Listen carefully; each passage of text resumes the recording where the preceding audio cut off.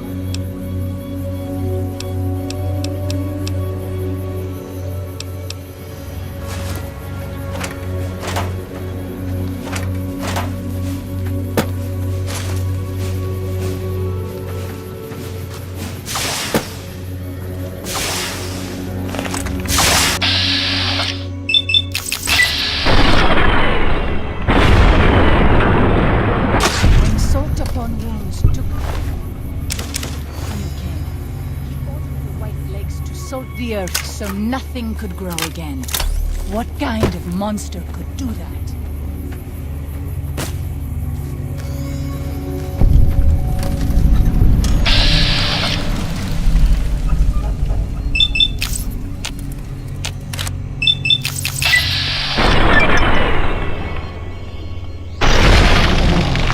Move on. I don't like to. You leave me no choice.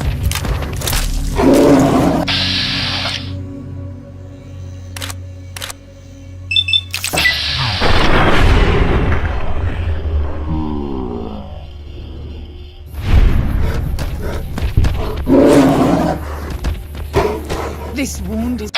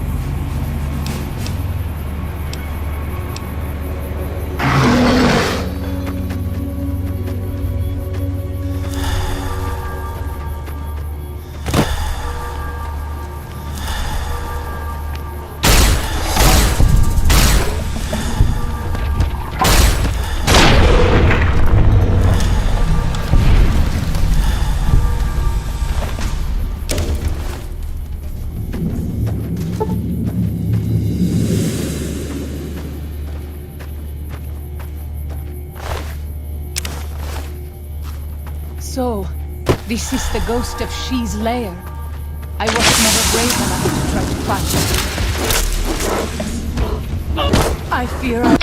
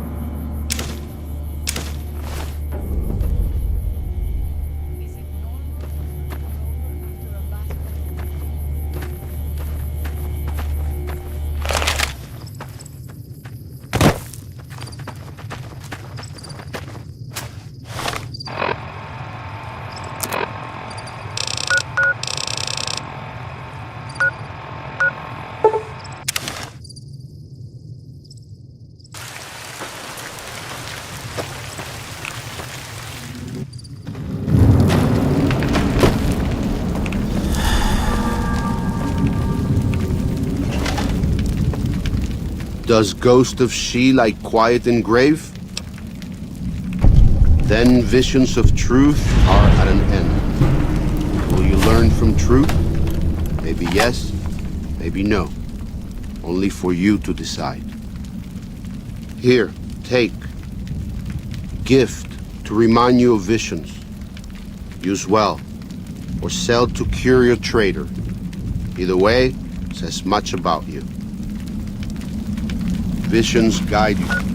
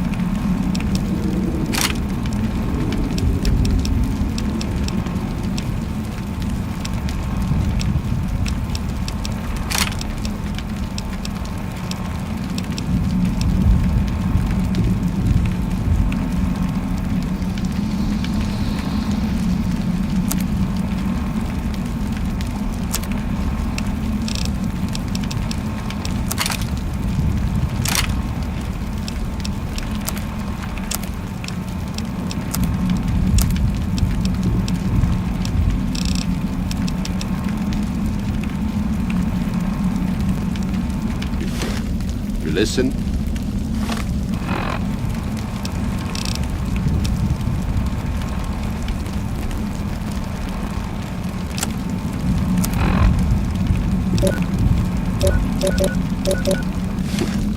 Maybe yes, maybe no.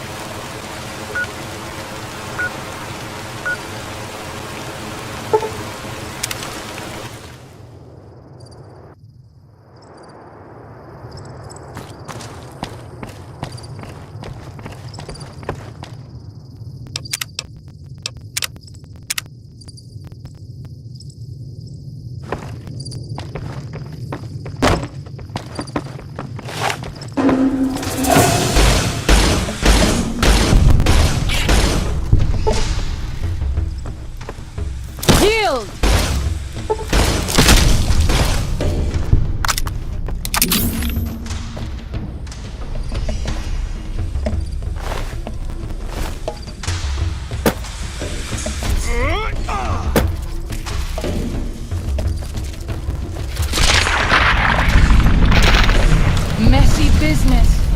I am glad it's over.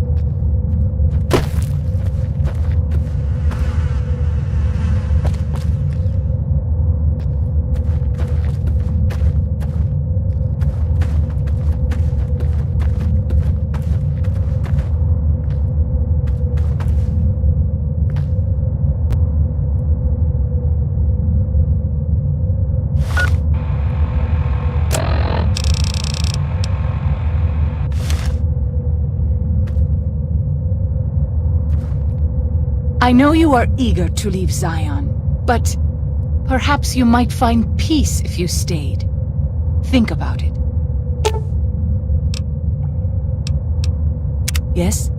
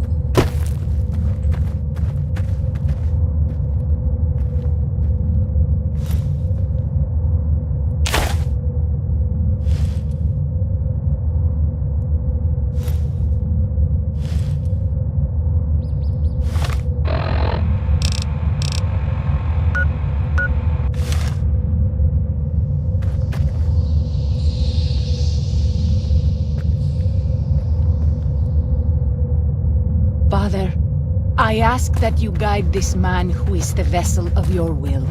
Show him the light of your wisdom and the peace of your love. Amen.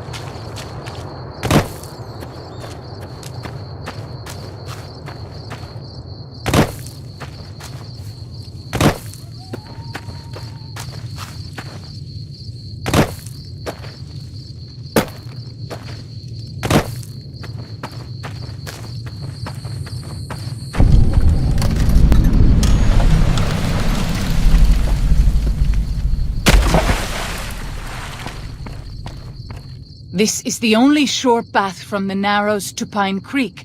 They will be cut to ribbons by these traps.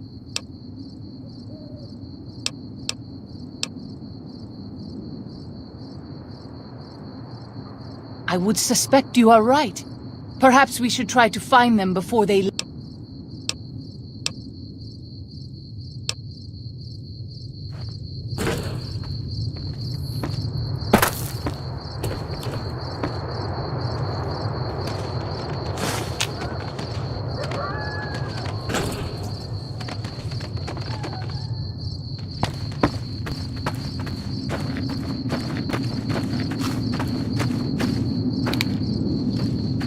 Those tents down there, that is a White Leg war camp. Do you see the war totems they've erected around the tents? White Leg warriors pray to them for strength and savagery before battle. This is no raiding band.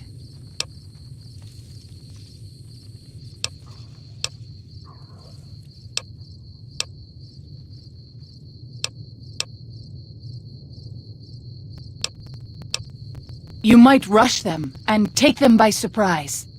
We would be badly outnumbered then, though, and these will be strong fighters. We might also use their superstition against them. White Leg warriors believe that to lose their totems on the eve of battle is a terrible omen. Yes, if their war totems were to disappear, they would likely lose the will to fight.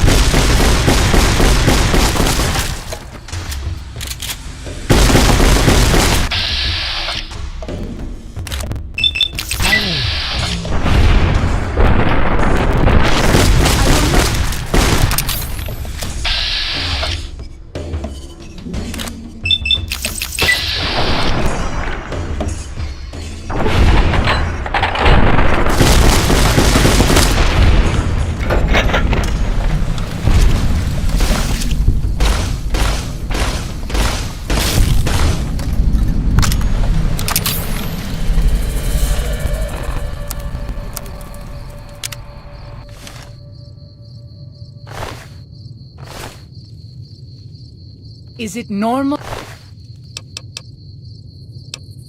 to hurt all over after a battle?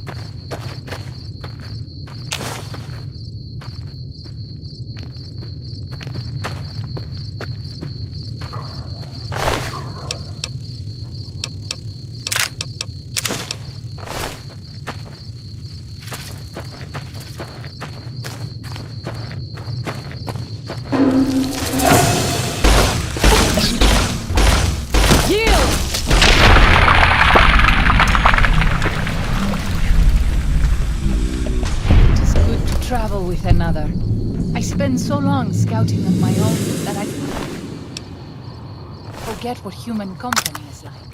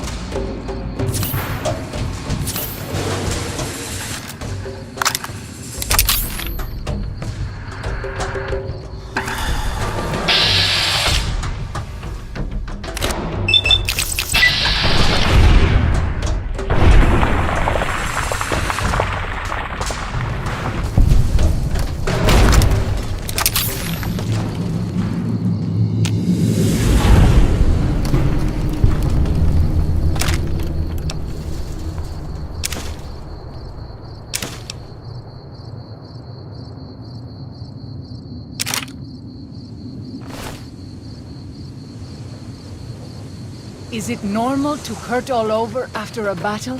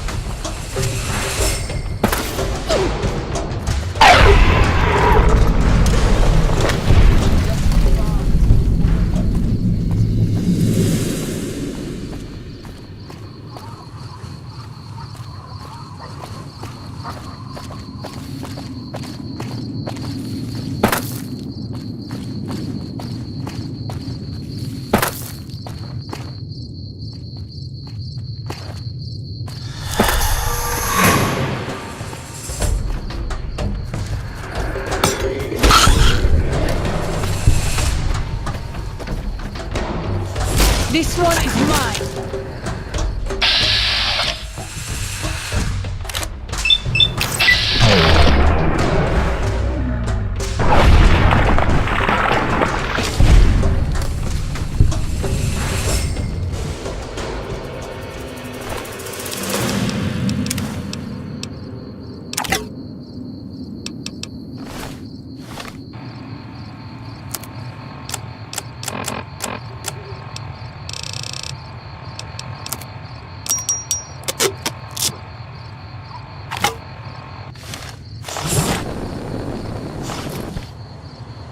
O Father, guide and protect us, your humble children, as we labor in the vineyards, and make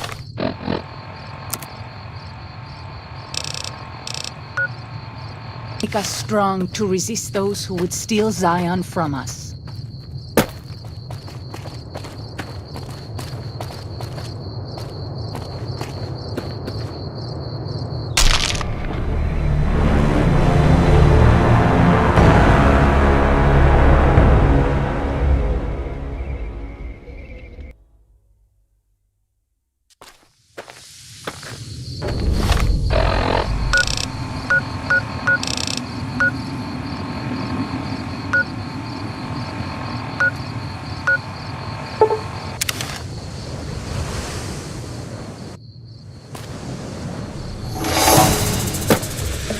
This under control.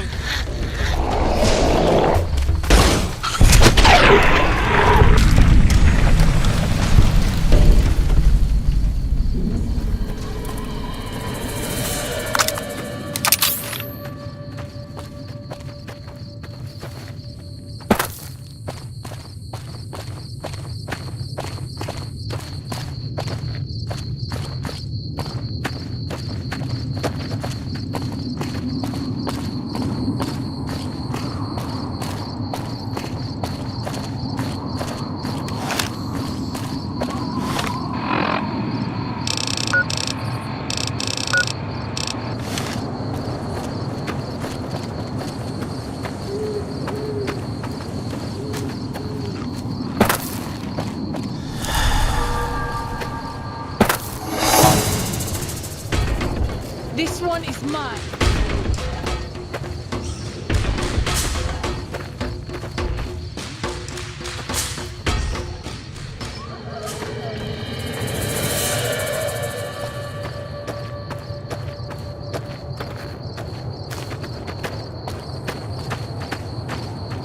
I know you are eager to leave Zion, but...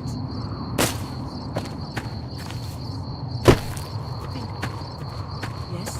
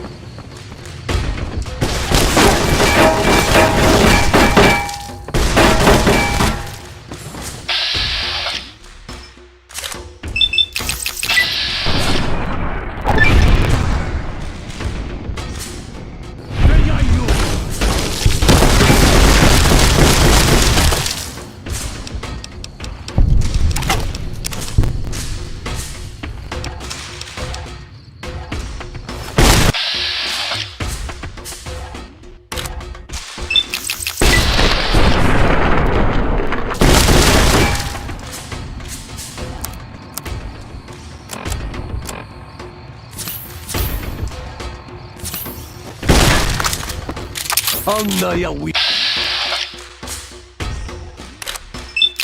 Yield!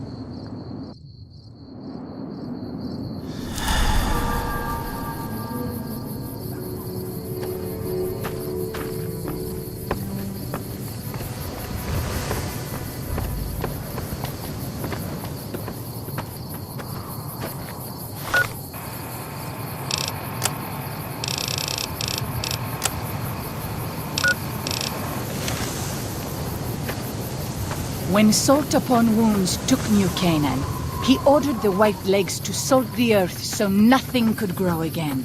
What kind of monster could do that?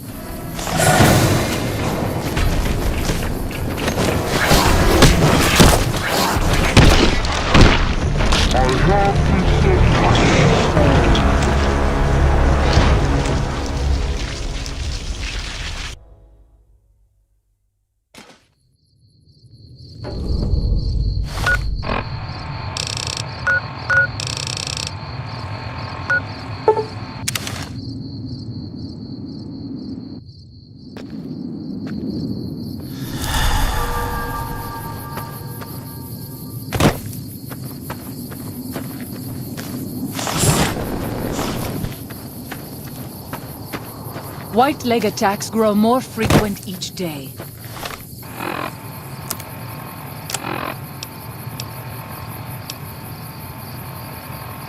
I fear for our people, and for our valley if something is not done.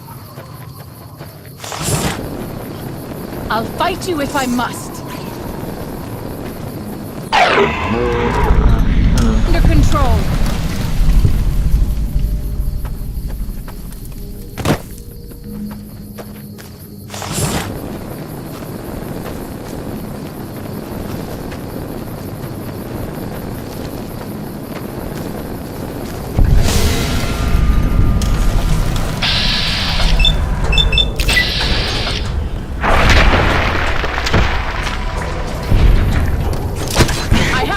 Control.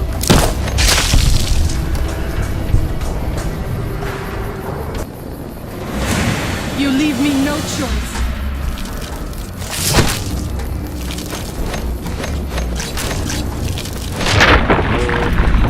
Under control.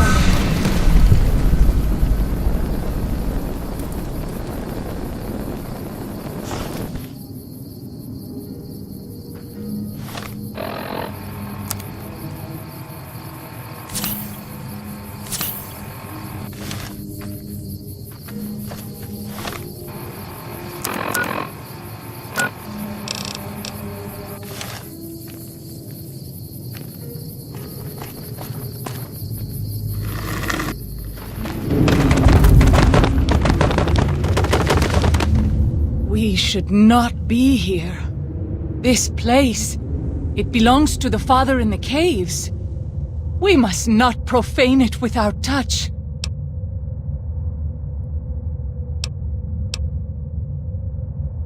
The Father in the caves. The Holy Father, who gave the Sorrows his succor and gave the new Canaanites his son. Many of the caves around the valley are sacred to him, and those who would trespass are punished by holy wrath.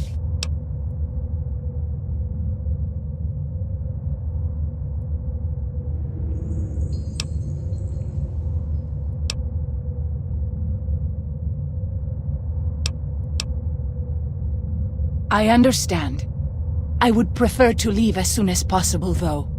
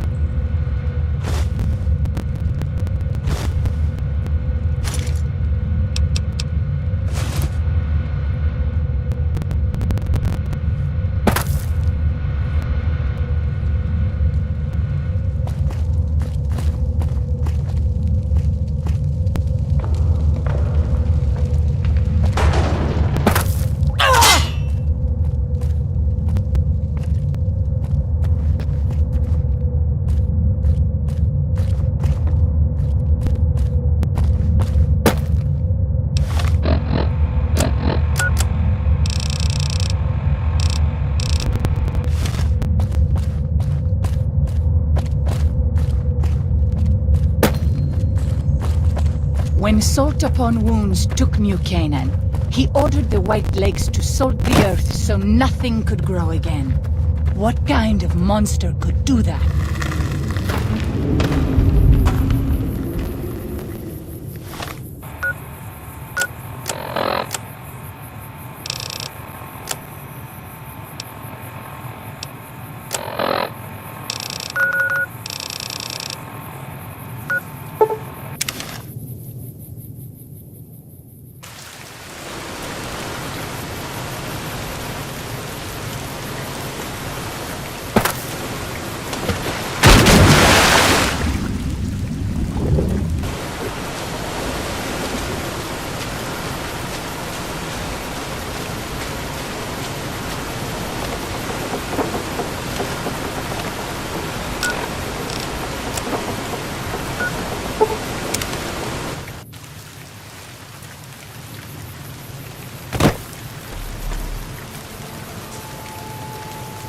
I'm glad to see you're still with us.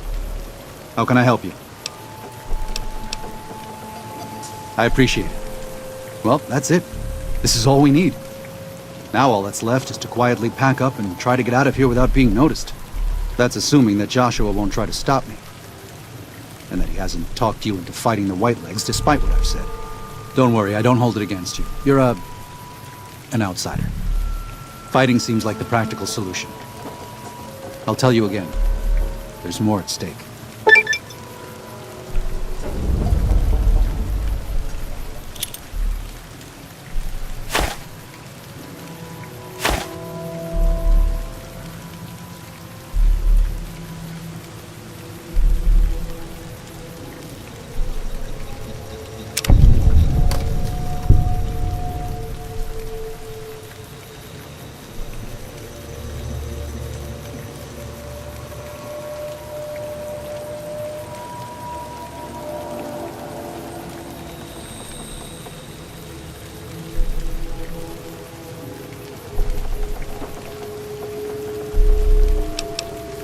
Even our Lord had doubts.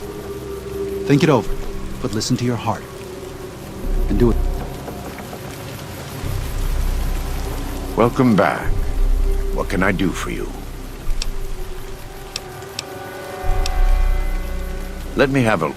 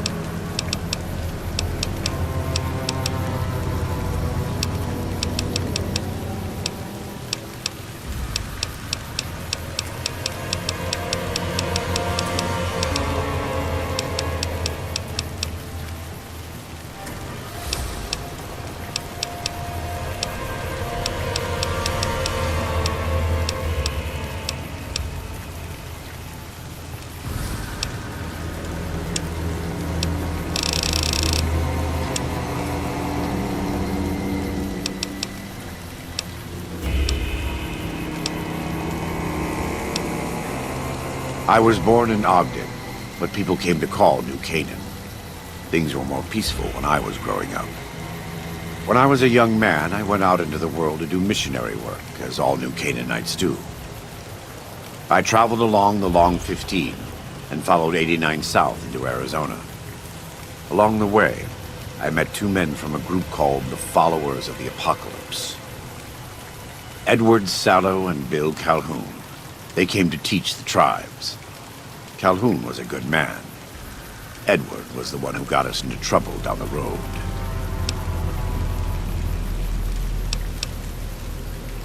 No, not then. Back then he was just Edward. Smart man. Young, but we all were. We thought we could hike into the Grand Canyon and talk to Blackfoots. We did. And the Blackfoots were friendly enough at first. But eventually... I've thought back to that day so many times. I must have mistranslated. Something must have been mixed up, because the Blackfoots decided we weren't going to leave. The rest is history, assuming Edward hasn't changed it.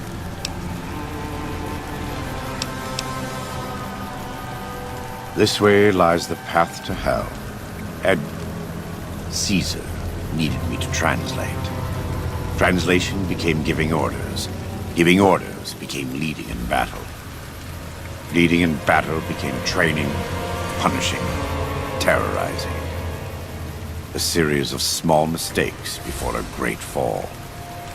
And I stayed in that darkness until after Hoover Dam. After I failed Caesar and he had me burned alive, thrown into the Grand Canyon.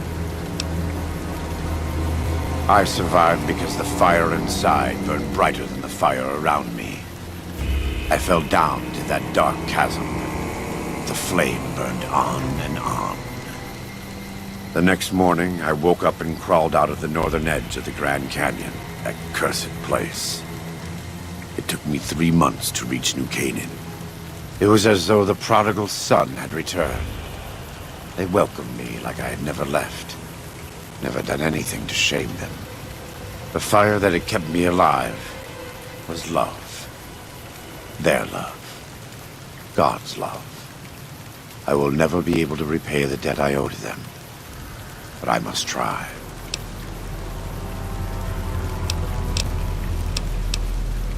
God be with you.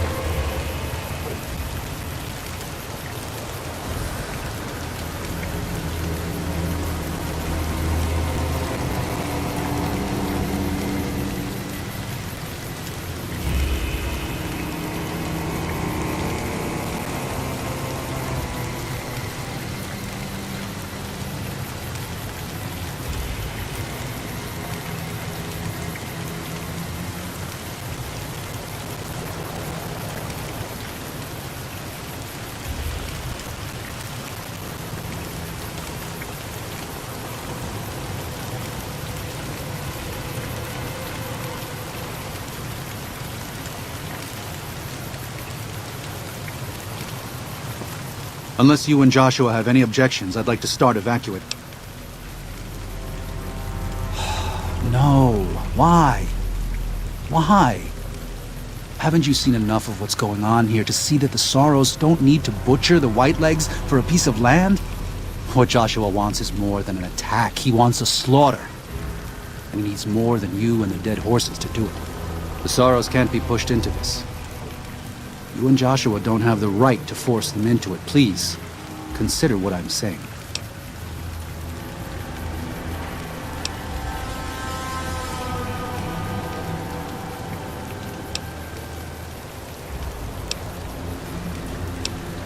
I've already explained to them that we're leaving.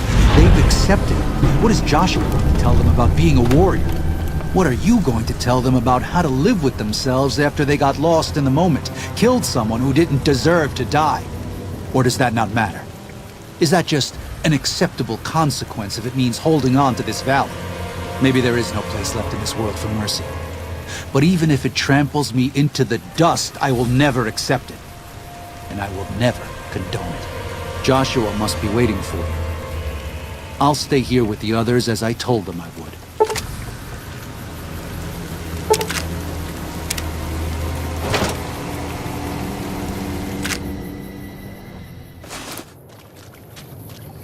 Thank you for this.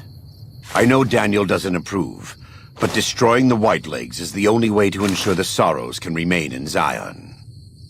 You and I will lead a group of Dead Horse warriors and Sorrows hunters into 3 Marys from this position. Our objective is to find the Whitelegs leader, Salt Upon Wounds, and prevent him from fleeing. Show no quarter to the Whitelegs we come across. Make no mistake about why we are here. This is an extermination. God be with you.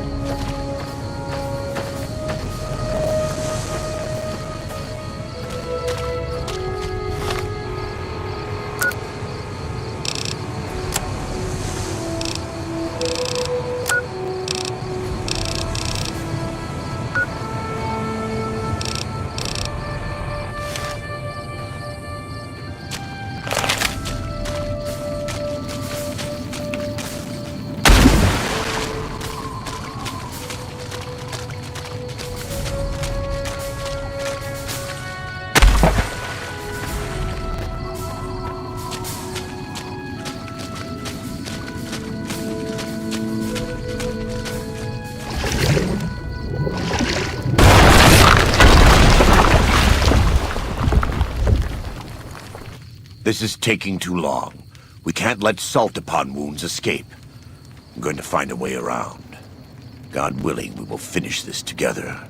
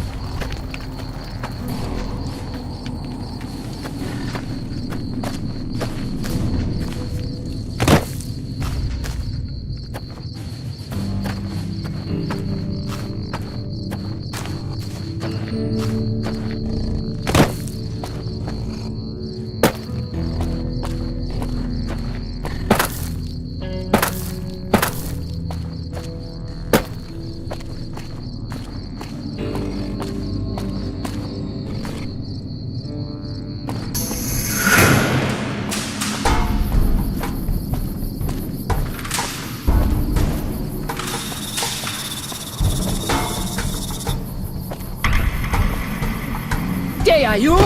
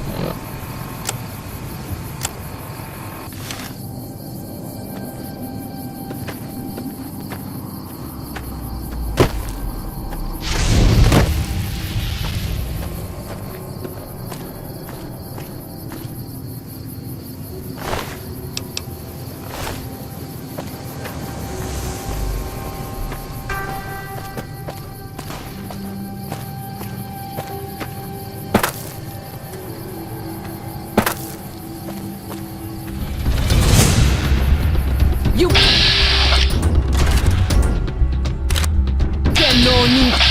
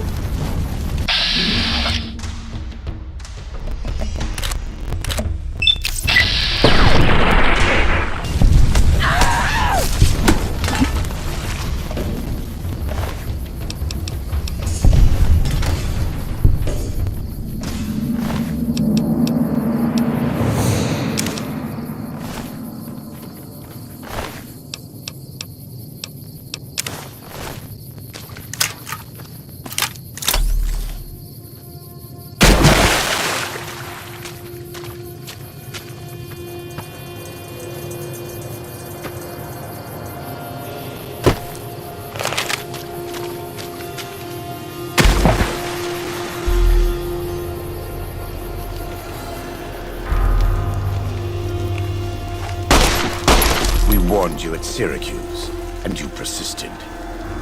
You took advantage of us at New Canaan to drive us out, and like the dogs of Caesar you are, you followed us to Zion. And now you stand on holy ground, a temple to God's glory on earth. The only use for an animal in our temple is sacrifice. Kale wachene conserva o. You understand me, don't you? Don't you? Outman. Kunaman mad. He killed all white legs. You talk. You stop!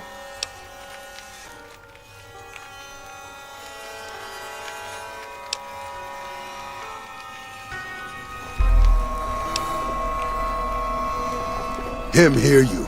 You talk. Don't listen to this thing. His cries are those of a mad beast caught in a thicket. He gave no mercy to my family, and I will give none to his.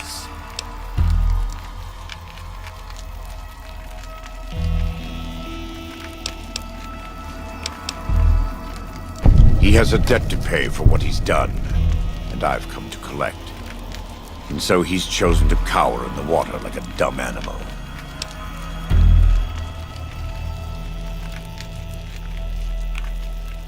I am the right hand of the Lord, and the instrument of his vengeance. That's it!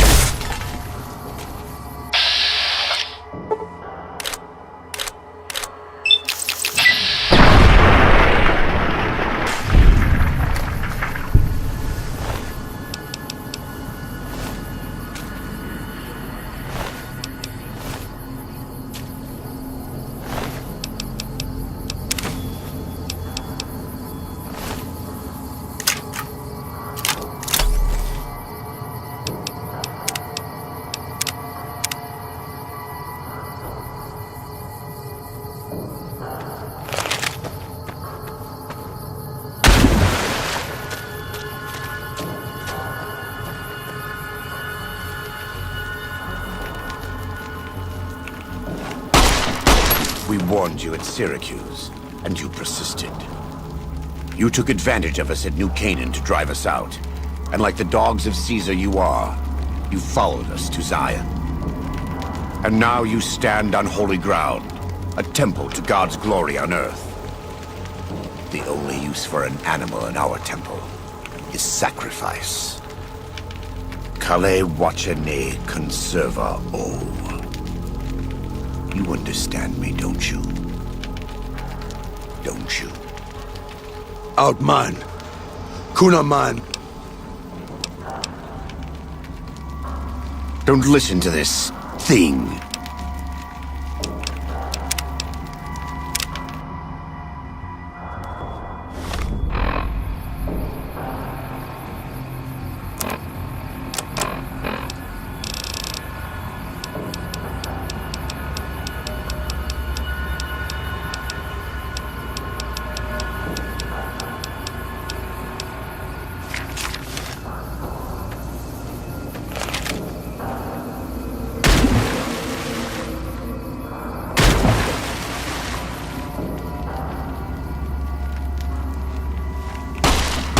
We warned you at Syracuse, and you persisted.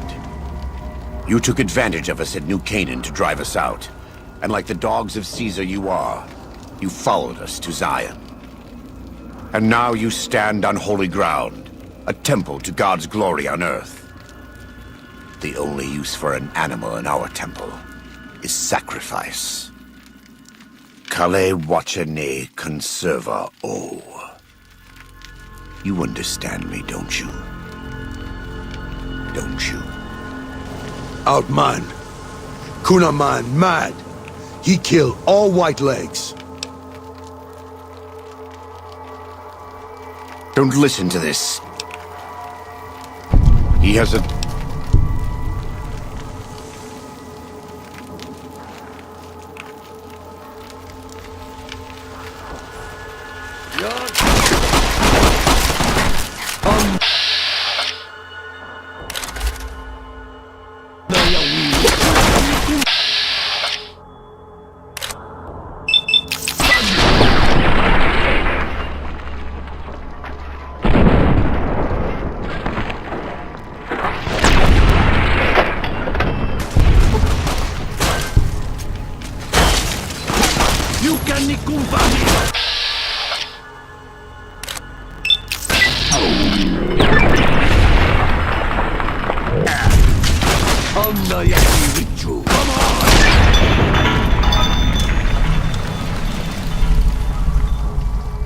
It's the same end he would have met if he had died on his knees.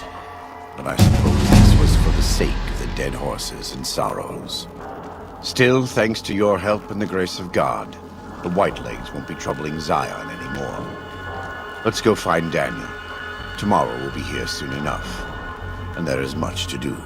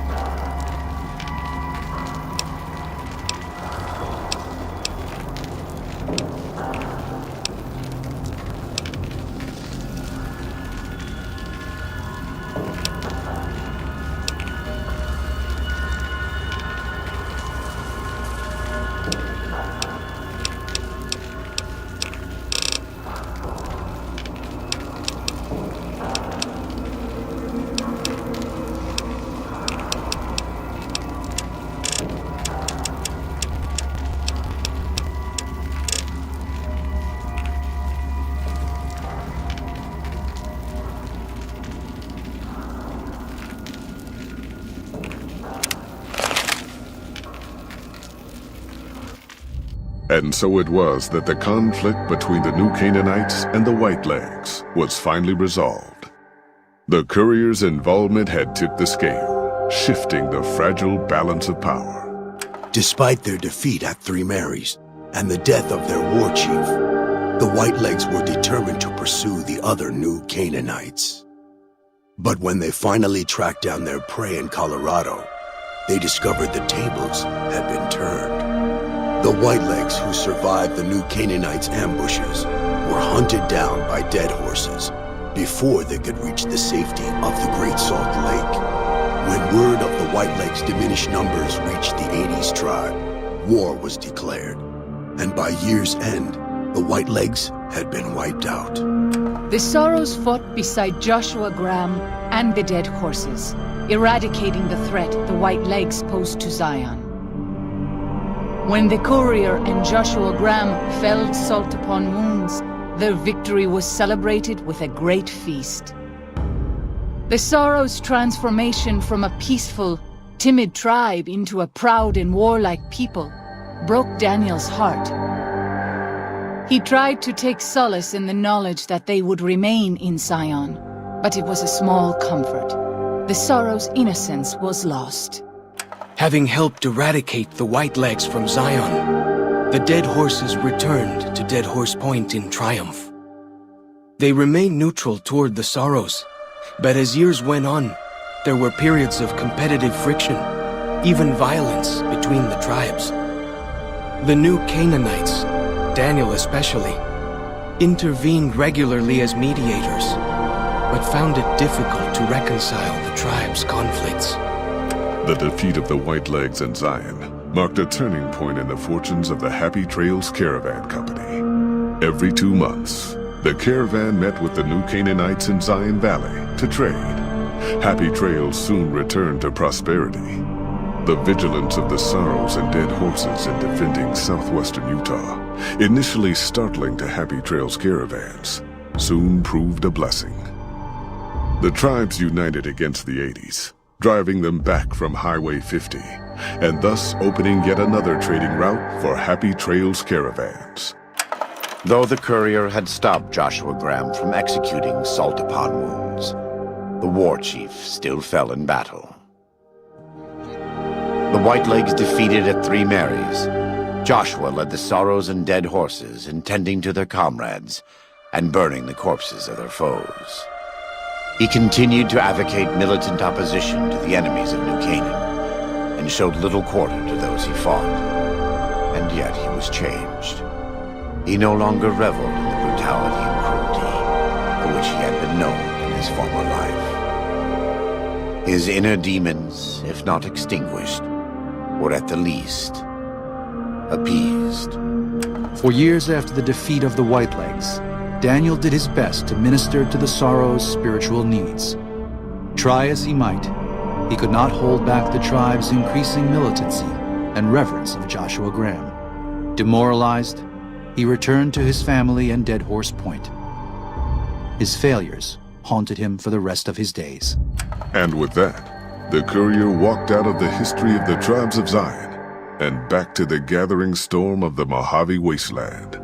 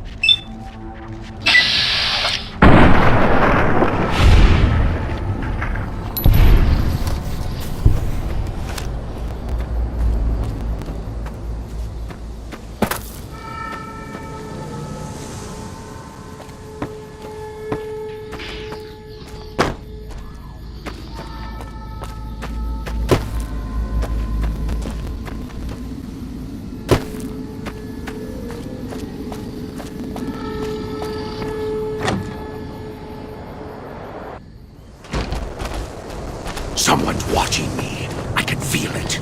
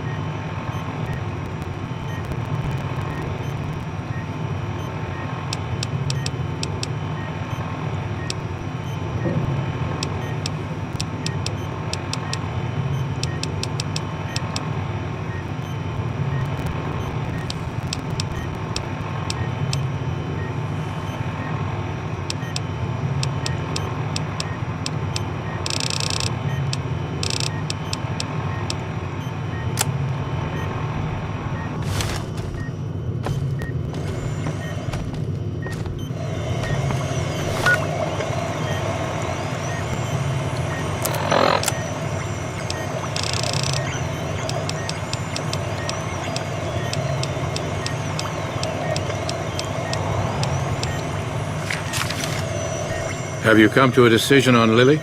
I'll need to know before I can do anything else.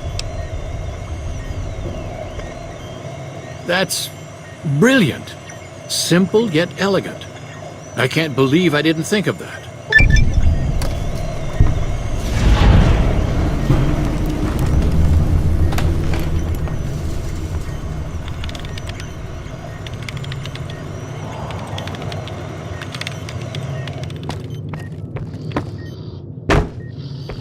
Bother someone else.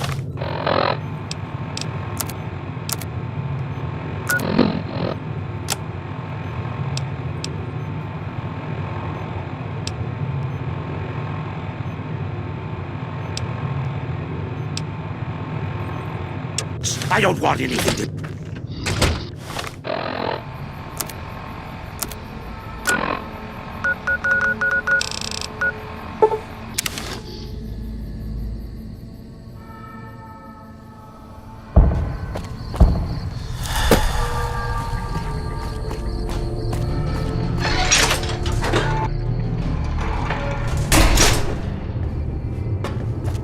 Hello.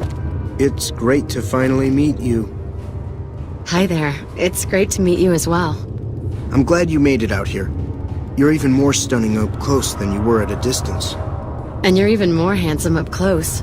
Do you think it'll be okay if I hang around here for a little while, so we can get to know each other better? Of course it would.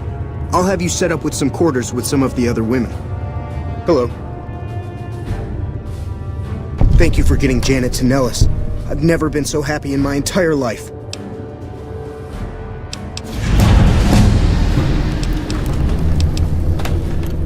Don't get blown up.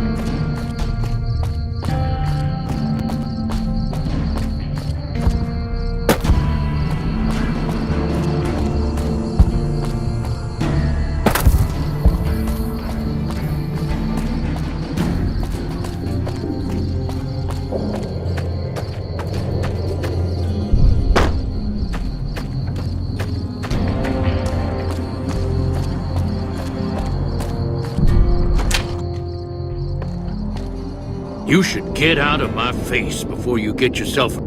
Hello, outsider. Need something? An impressive piece of work. I'll keep that in mind if jobs come up in the future. Bye.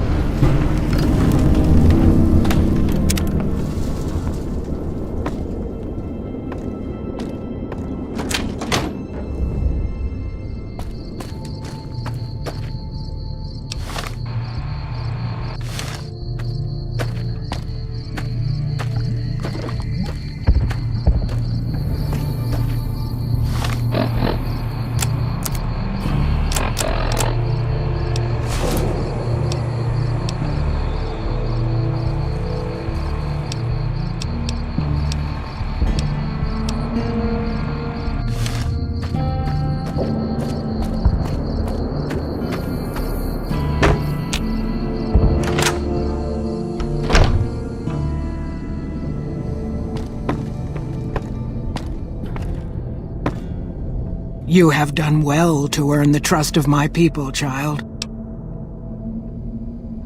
I believe the time has come for you to show your value in full. The people have come to accept having you around.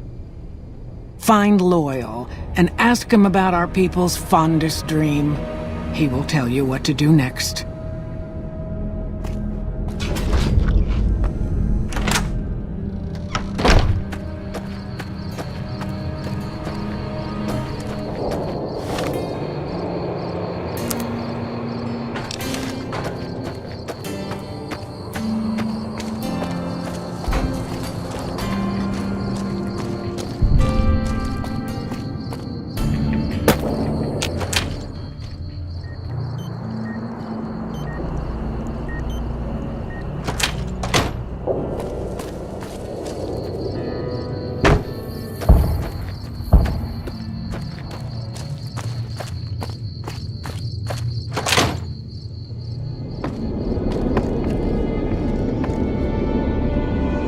Pearl sent word saying it's all right to... A long time ago, long before the war that killed just about everything that ever lived, a bomber crashed not far from here. A bomber was a flying contraption that could drop explosives down on anything it flew over. But anyway, moving on. This bomber crashed down in Lake Mead, pretty damn near intact. When we got to Nellis, see, I found this article in a magazine all about it.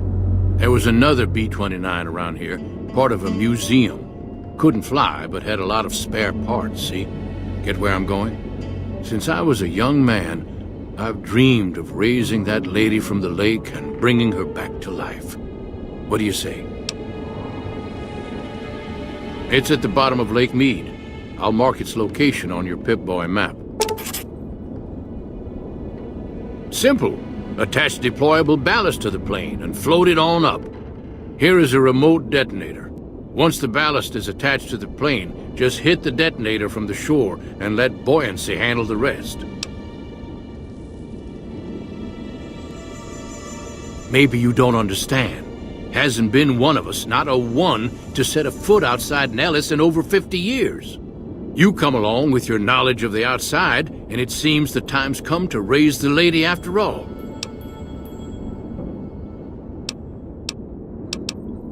Good.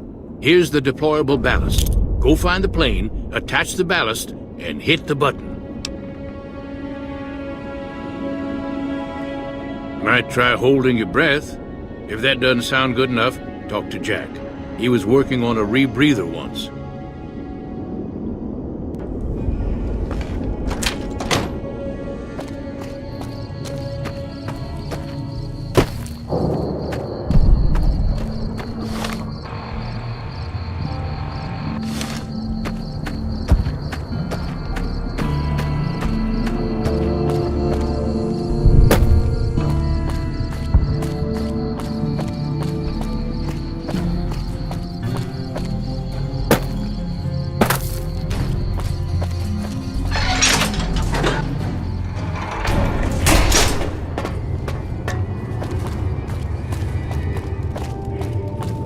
Hello.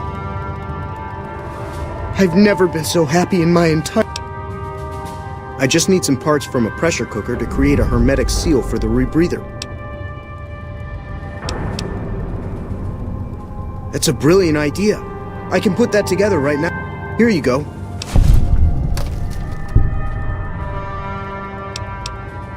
See?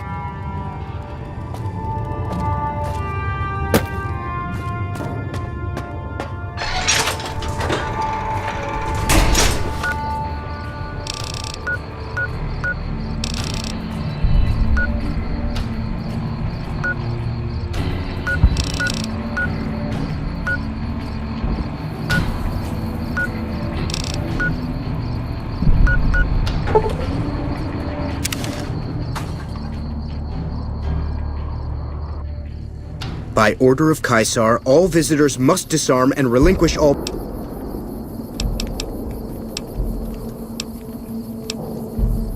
This is your last warning. You will...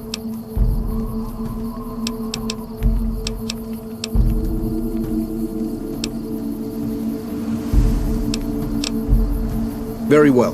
Lucullus, as...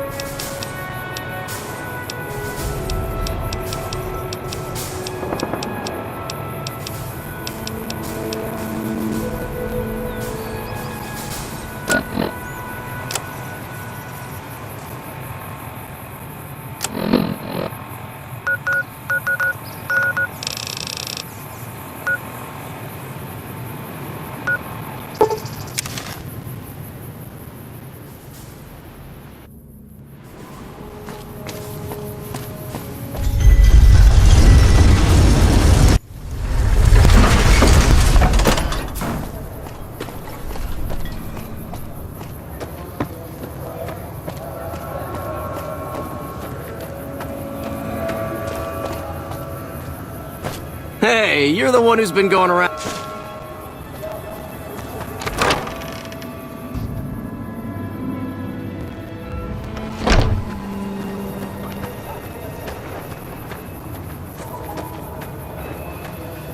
One of my aides said you got into the Lucky 38. If you see someone by the name of Emily near there, we would like you to work for us.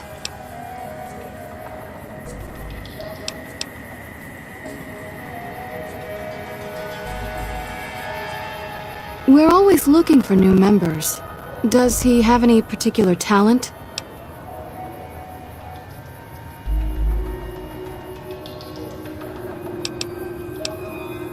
Excellent. Ezekiel's been after me to find him a new assistant for ages. Tell the boy we'll take him.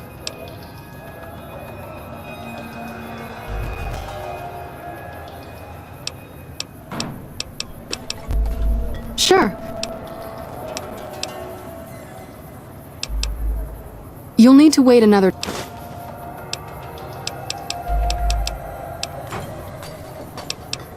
We don't have...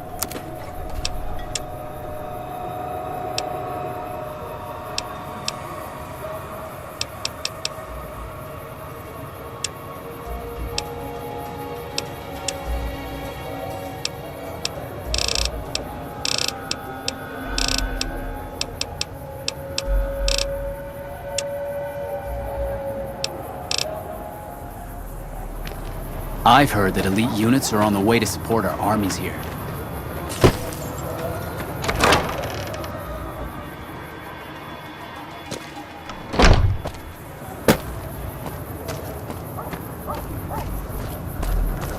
We've got stuff we're not even allowed to sell, people. Only at Mick and Ralph's.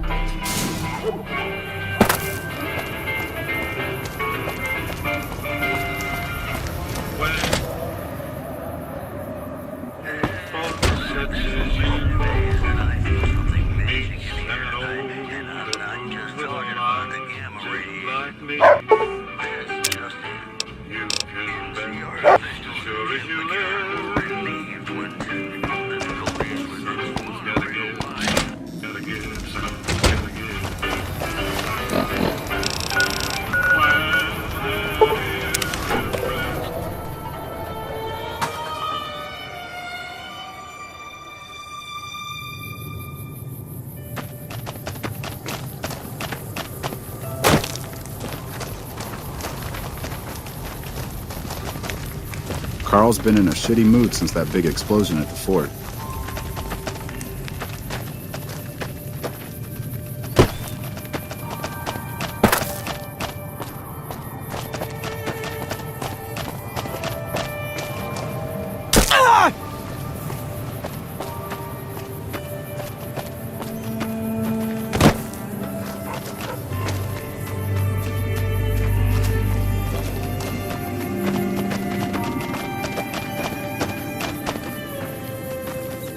Fuck Benny.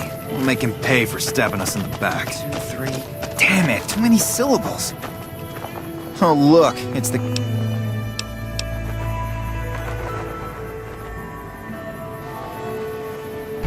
They did?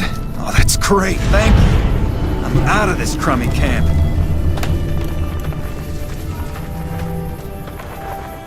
Papa says cut off the head and the snakes die.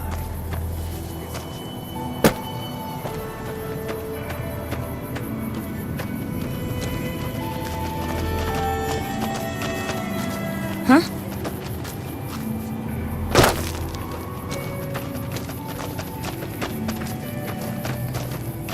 What?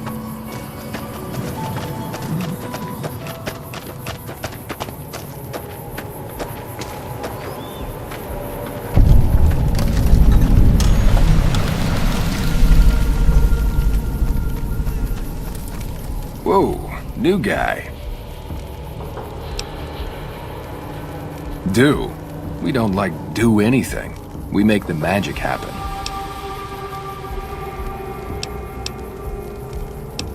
We make the happy stuff. What do you need? Jet, Psycho, a little Med-X to ease the pain? Guess I just had a natural talent for it. When I was a kid, these cats called the Followers of the Apocalypse came to our camp. They knew all kinds of kooky, scientistical stuff, so I ate up all the chemistry they could teach. Diane had the head for business, so we teamed up. Diane's my girl, man. We've been taking care of each other our whole lives, ever since our folks died. Now we keep the cons and caps together. They're family, you dig? They've always looked out for us, made sure we had something to eat and a place to crash. Papa may look like a big angry bear, but he's a softy at heart. Regis is cool, scary, but cool. The rest are all pretty groovy, even little Jerry.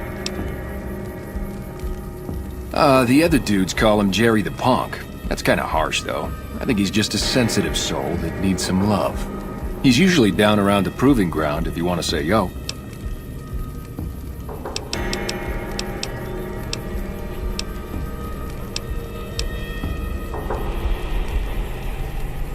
What do you mean, helpful?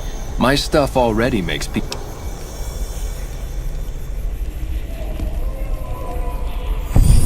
Oh, you're right. I should start a side project making meds to keep my aura clean.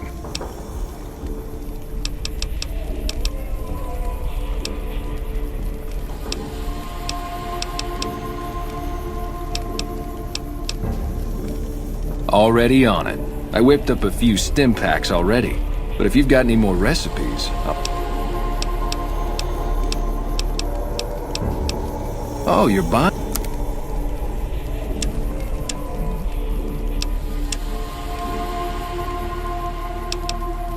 Diane handles most of the transactional elements of this little enterprise, but I'm always in the market for new recipes if you've got the spark.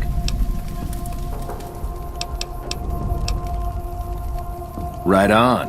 What have you got?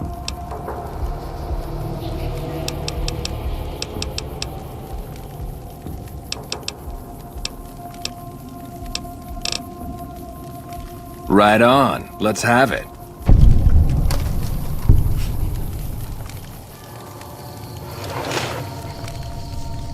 Grootalicious. That ought to rake in the caps. What do I owe you?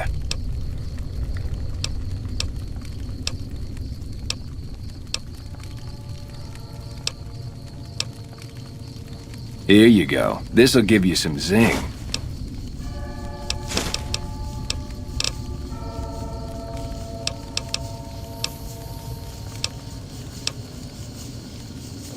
Right on. Let's have it.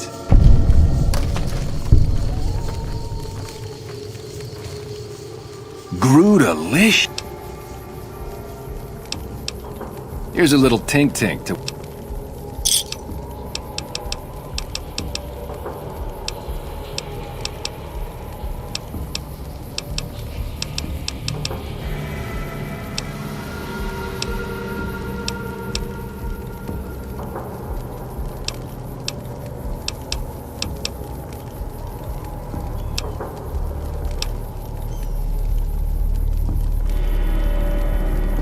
Right up.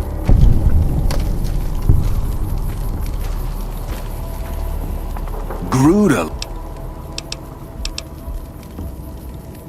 Here's a little tink-tink.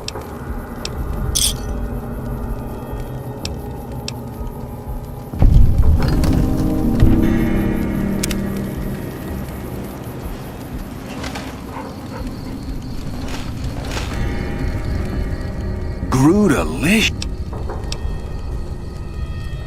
Here you...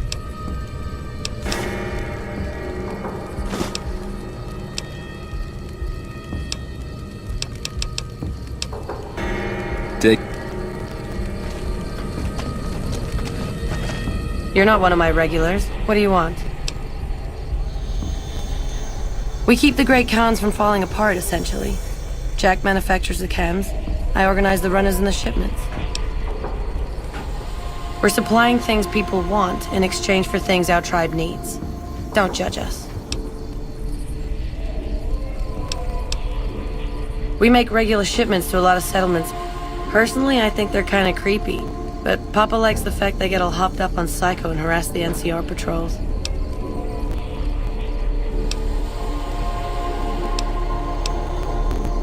I'll spare you the history lesson. Talk to Papa Khan if you want to hear that story. Things have been rough for a while now. Even with Jack working all the time and my runners making deliveries daily, we're barely getting by. Maybe this alliance with Caesar will help, but I don't know. Red Rock Canyon isn't exactly the most hospitable place. There's no food, barely any water, and nothing anybody wants. We used to send patrols out to acquire supplies, but ever since Bitter Springs, there just aren't enough of us left. Sure, what do you want to know?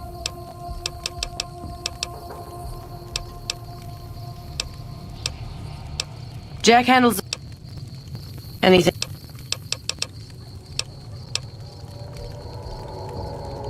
Yeah, you made a pretty... You look like you could handle yourself in a fix. Alright, I'll tell you what. Anders, one of my best runners, is overdue to report back. If you can find out what happened to him, I'll give you some real work. About 3 weeks ago, I sent Anders southeast to find a route into Arizona, to open new markets for our product. He should have been back 2 days ago, but there's been no sign of him. Thanks. Prove you're reliable on this, and I'll have more for you later.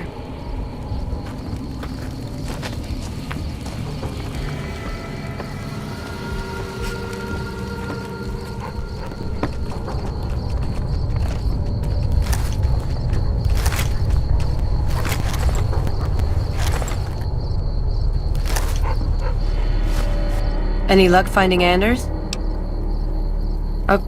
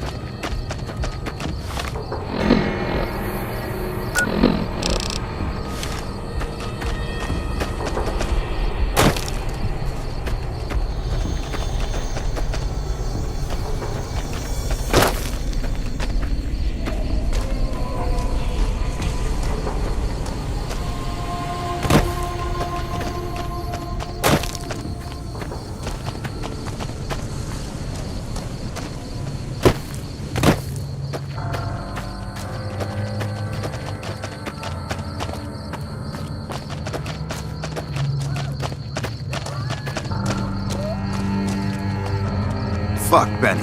We'll make him pay for stabbing us in the back.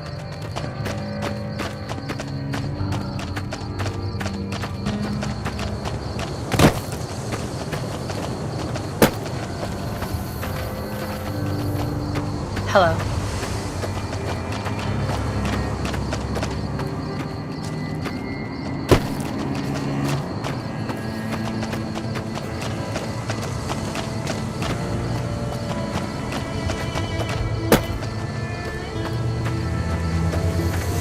Yeah?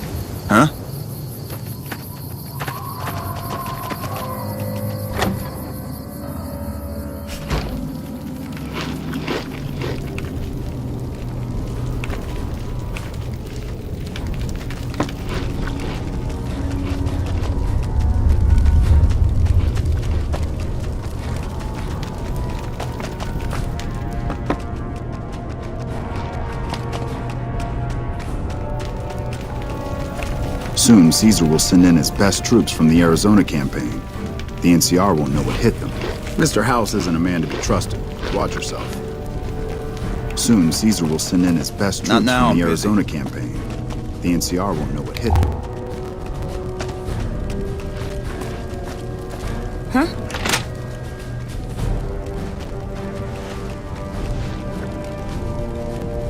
Caesar's veterans will arrive from Arizona soon, and there will be no stopping our victory.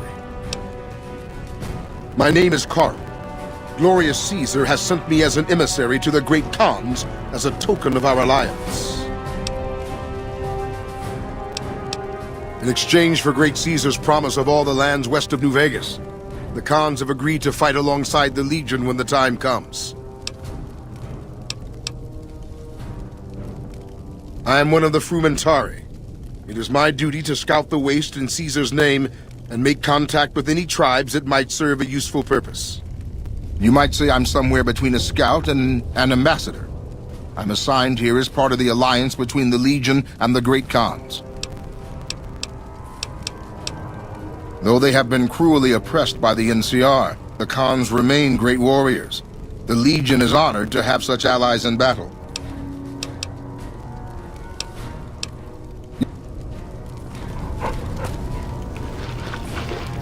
What?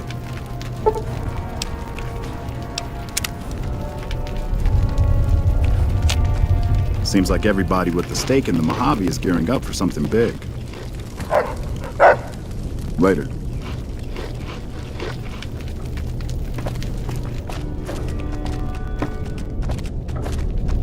I haven't seen you before. What brings you to the Great Khans? That's a complicated question. They've done horrible things to our people, to be sure, and I've gladly killed many of their soldiers in battle. But I can't bring myself to hate them the way Papa does. Things would damn sure be better for us if they were in charge than Caesar. I suppose if asked I would, but that's a moot point because Papa's in charge now, and he's not going anywhere. Name's Regis. I'm Papa Khan's advisor and right-hand man. I'm also the chief enforcer of the tribe's laws, so watch your behavior. Papa is one of the best leaders the Khans have ever had. He's kept us together through all of our hardships, ever since we left California. Bitter Springs changed him, though. He started to really hate the NCR after the massacre, and sometimes I worry that's poisoned his mind. Nothing. Forget about it. I shouldn't be talking about this with an outsider.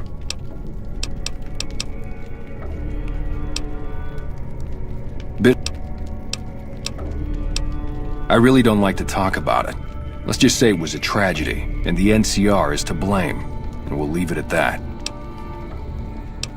Shh. Until... Hey!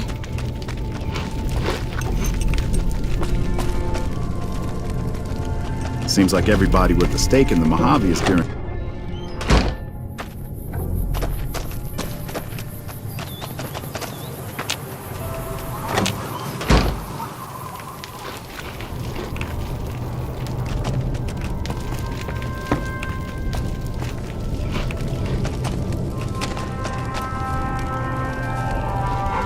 You should have been with us in our glory days. You'd have loved it.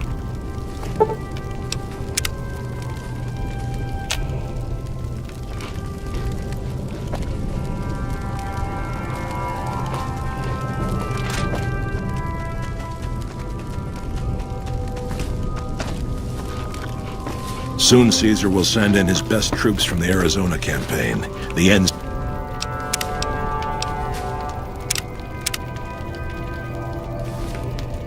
NCR won't know what hit them. So the cub enters the wolf's den. What do you want, cub?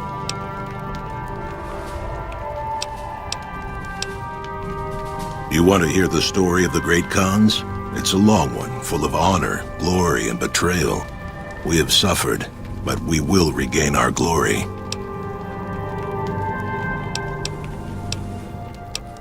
In a hurry, are you? Very well, then. The great Khans came east out of the NCR 14 years ago. We ruled the wastes then and called no man master. But we underestimated the families of the Strip, and they drove us back to Bitter Springs, where we remained until the NCR arrived and drove us here. They allied with Mr. House, the self-proclaimed master of New Vegas. He supported them with the resources of New Vegas. Weapons, technology, caps. They were better equipped, and we could not stand against them. When the NCR came to the Mojave, we thought they would be easy pickings. We raided their caravans, their towns, their camps. They couldn't stop us. At least that's what we thought. They tracked us to Bitter Springs and surrounded us. When our children, our sick and old, fled through a nearby pass, the NCR gunned them down.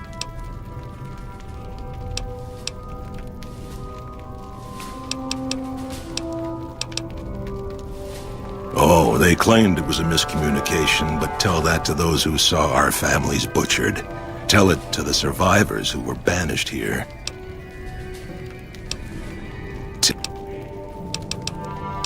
You march all the way out to Red Rock Canyon, enter my home as bold as you please, and you have no idea who I am? Well then, let me educate you. I am the chief of the great Khans. The Khan of Khans, if you like.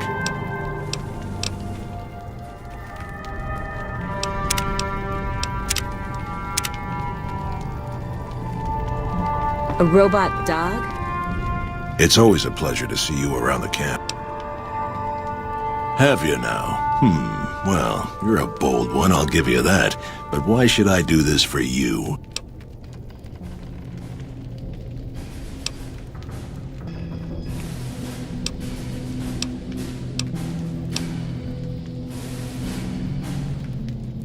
Ha!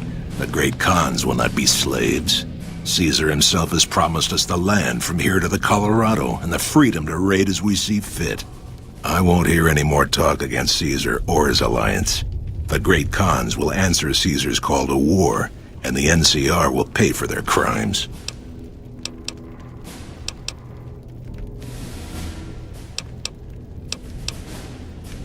Never seen one of those before. You honor the great... Until next... Hey.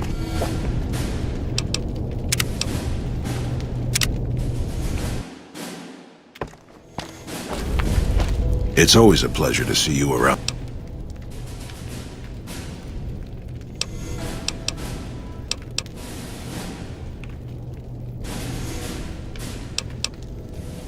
Don't you dare mention the NCR under this roof.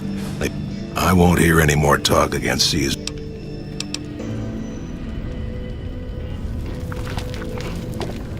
Mr. House is True to Kaiser. Trusted.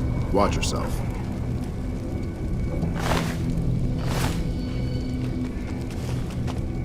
True to Kaiser. Carl's been in a shitty mood since that big explosion at the fort.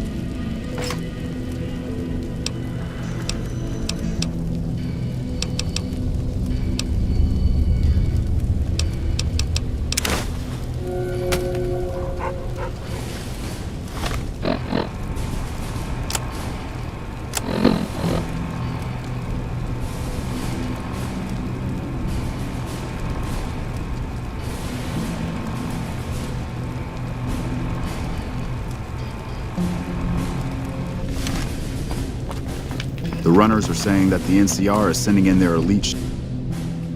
You're back. shock troops to try and push back the Legion.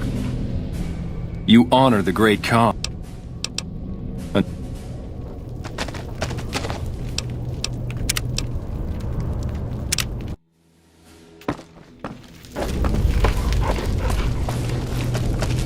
What?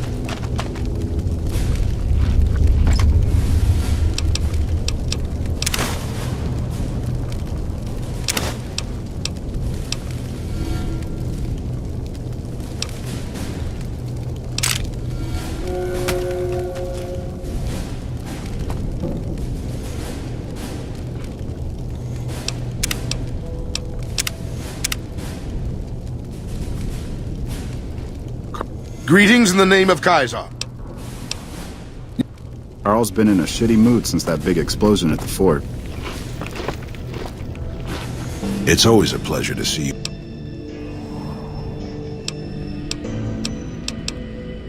Doesn't he? Caesar's representative tells it different.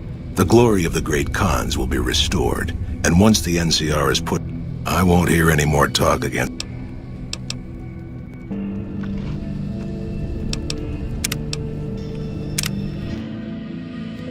Huh?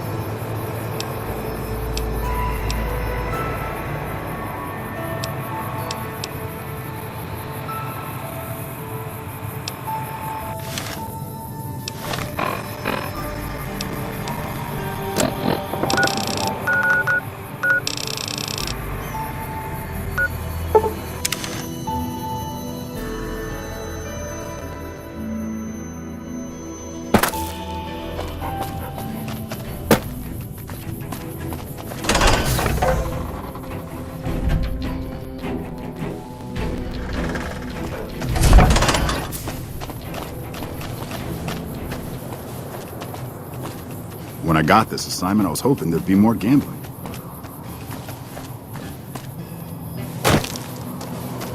We won't. Perimeter's been quiet since you left. The fiends are running scared. I doubt they'll give us any more trouble.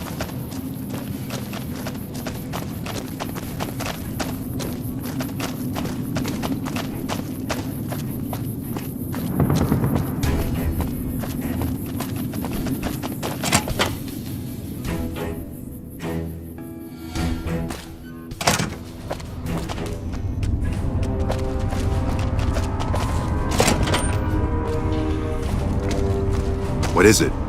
Nice to meet you. Officially, I'm in charge of Bravo Company. But since General Oliver has Bravo and most of our forces here garrisoned, I'm free to do other things. So I work with Colonel Shu on logistics, patrols, supply lines, reinforcements, that sort of thing. Lately, it's been less about that, and more about figuring out how that information is getting leaked to raiders. It's a big base with a lot of unhappy soldiers. They get stir-crazy. Hard to separate the malcontents from the actual culprit.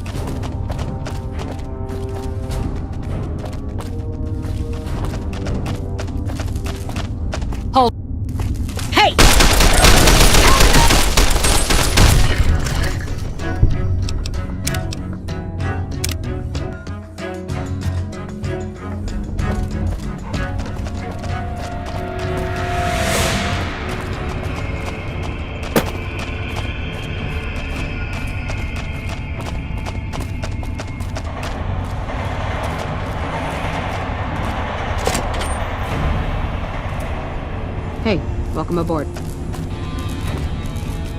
I'm usually good with faces, but I don't think I've seen you here before. What brings you to Camp McCarran?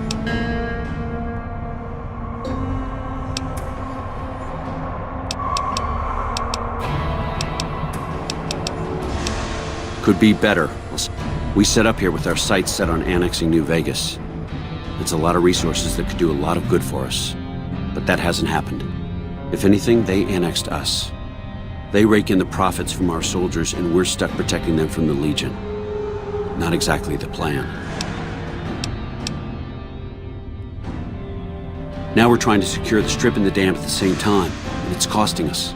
And in the meantime, General Oliver won't approve any offensive maneuvers because he doesn't want to risk losing our positions. So we're in a holding pattern here.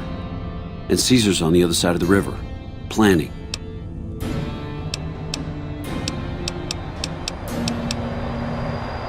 It's our main base.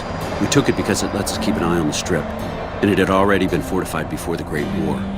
From here, we handle most of the logistics for our operations in Nevada. Troop allocation, supply distribution, intel. Usually General Oliver runs the show here, but he's on his way to the dam now, so I've taken on a lot of his duties here. Unfortunately, no. In fact, the word from the ranger stations has been especially concerning lately. Sounds like they've run into overwhelming resistance, and supplies just aren't reaching them. It's been so bad, I asked Sergeant Reyes at Camp Forlorn Hope to look into it, and see how it is that things could be so fouled up there.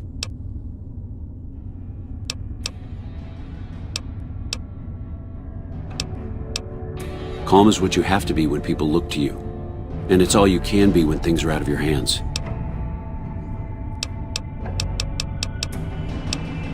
Everything was going according to President Kimball's plan at first. We met minor resistance from local troublemakers. But our two main objectives are still contested. Mr. House controls the Strip and he won't so much as meet with our ambassador. And we're holding Hoover Dam. But Caesar's Legion is positioning itself to overrun it. If it falls, so will New Vegas. We'd be forced to withdraw.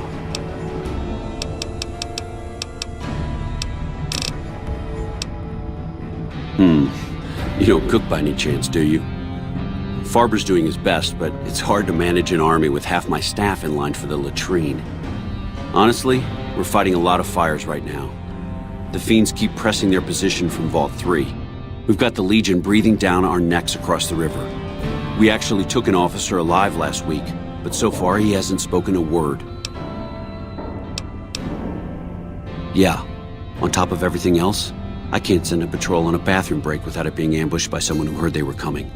So somebody's getting the word out.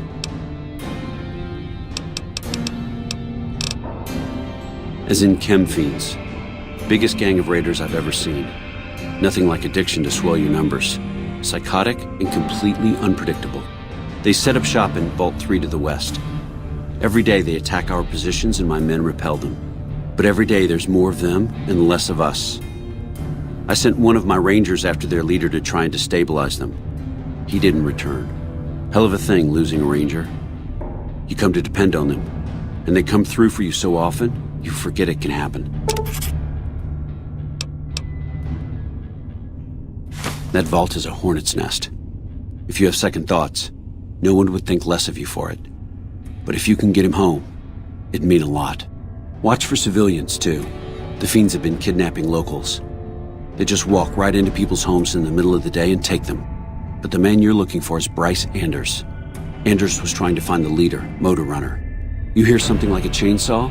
You've found Motor Runner. Put a bullet in his head, and you'll have some new friends around here.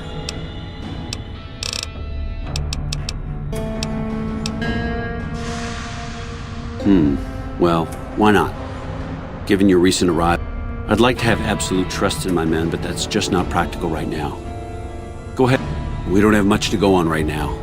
Lately, every raiding party in New Vegas seems to... It derails everything. Supply. Captain Curtis is heading up the investigation right now. He can fill you...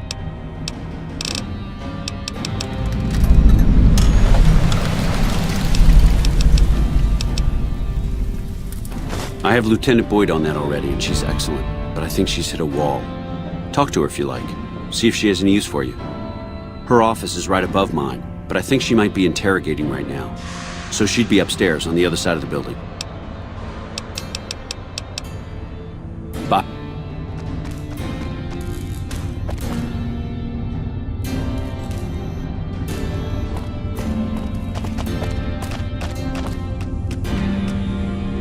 Hey, welcome aboard.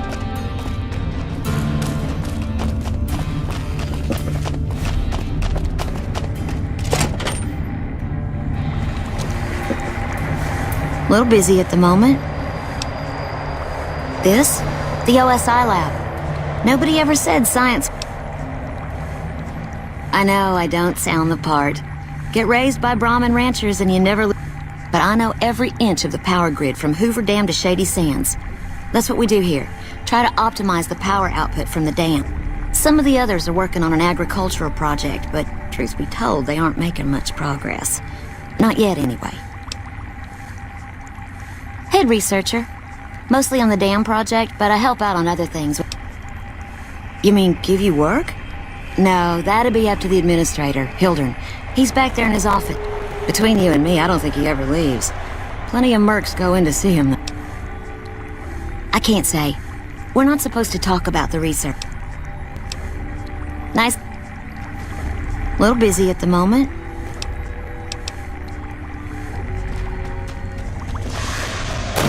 Hello.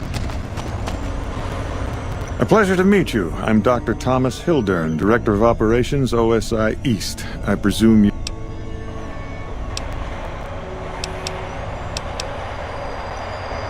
No, they wouldn't have briefed you, would they? Probably better that our junior fellows stay within the bounds of their pay grade. Vault 22. Imagine, if you will, the wasteland in bloom. Vast fields of corn that grow from seeds and produce their orchards of trees, their branches. And all this, requiring no... Precisely. Science has proven that truth. The bounty I describe to you is no idle fantasy. It exists in primitive form, only a few... We need only reach out and unlock its secret. For that...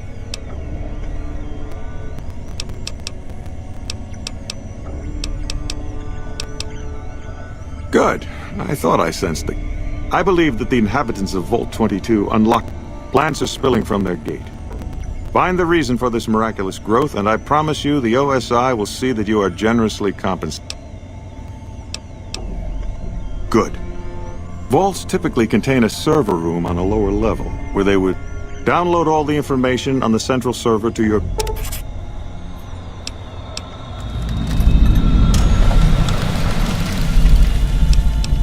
I thought it was a fairly straightforward assignment. It's a simple question of downloading the data.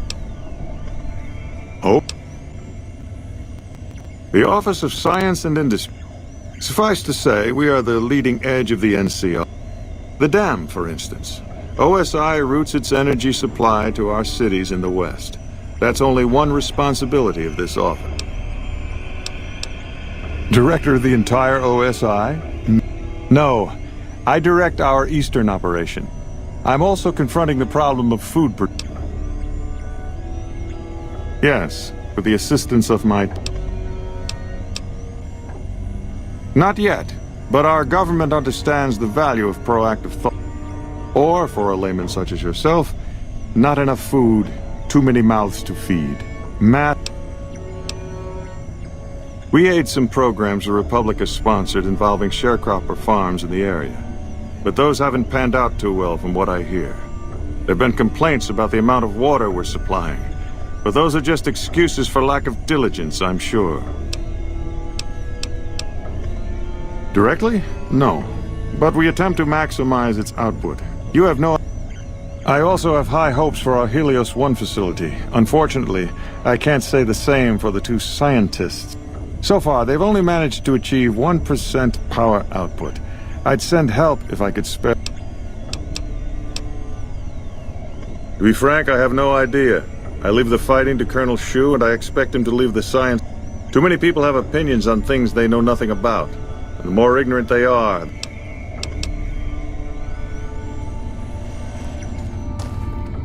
Hello. Did Dr. Hildern... This really isn't any of my business, but... Did he give you a job? I shouldn't say anything. I know that. But you're not the first person Hildern sent out. There were a lot of mercs, one after another. Then about a week ago, there was a scientist, Keeley. She's unusual. Not the sort of person you'd expect, but she's an absolute genius, and he didn't mention her? Not even her name? Or any of the other mercs? But now he's hired you, which means one of two things. Either he heard back from Keeley, and she failed, or he's given up on her. Listen, I make a fair wage, but I'm not rich, not by any means. Maybe my kind of money wouldn't appeal to your average merc, but I'm willing to pay you if you'll find Keeley and make sure she's safe. Isn't right leaving her out there. No idea if she's alive or dead. I had a good feeling about you, moment you walked in. Keeley's brilliant, an absolute genius. She plays at being mean, but it's all when you've lived as long as she has, you get defensive around new people. Who wants to make a friend when you know you'll out... I couldn't get her to say, but she talked about the war. The Great War, when the bombs fell, like she'd been there. So, I'm guessing pretty old. 200 years? Like a Brahmin and a Deathclaw, though I'm not sure which would be which. Bad analogy, maybe. They're both Deathclaws in their... Keeley hates Hildern. She says he's more politician than scientist, and gets in the way of true discovery. And Hildern hates Keeley because... well, because every time they meet, she makes him look like an ass. In front of important people, usually. Head researcher. The director? He's not what you'd call warm, unless he wants something from you. Most of the time I focus on the science and try to forget him. He doesn't get mixed up in any actual work. He sure does. Everyone knows it. I've just got to endure this job until the project is finished. But abandoning Keeley, he crossed a line. Taking credit for other people's work is one thing. If Hildern tries to recruit any more mercs, I'm gonna warn them. What can he do to me? I'm the only one who can run this lab. My father used to say good things about them, but that was years ago. Back when they teach farmers and ranchers about crop rotation and the like. Nowadays, they've changed. They're doing what they can to discredit the NCR, give us a bad name with the locals. Dr. Hildern trained with them years ago. Not me, though. I'm an OSI girl.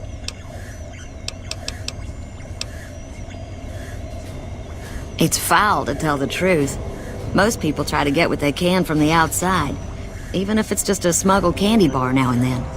Contreras is a genius. He can find almost anything you'd want. Takes caps to get him motivated, though. He won't do a thing for free. Right.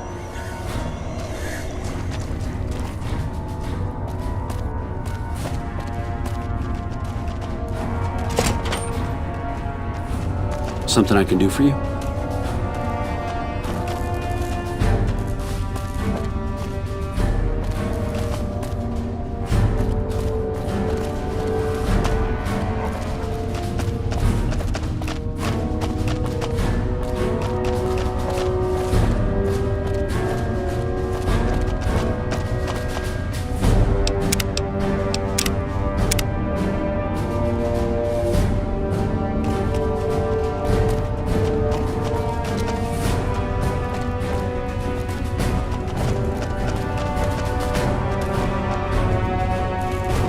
Hold it. NCR only beyond this point. Keep your distance, or I will fire.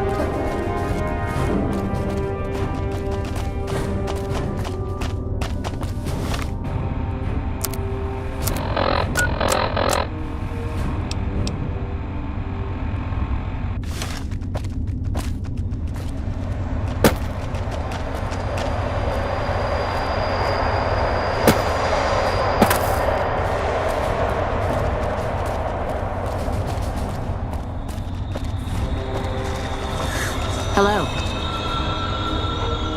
Yes? Something else you...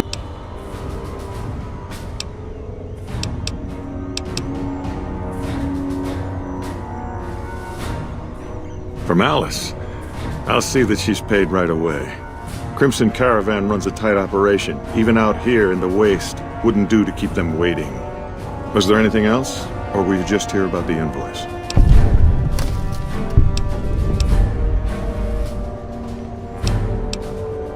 I never said you were. You've been speaking to Williams, haven't you?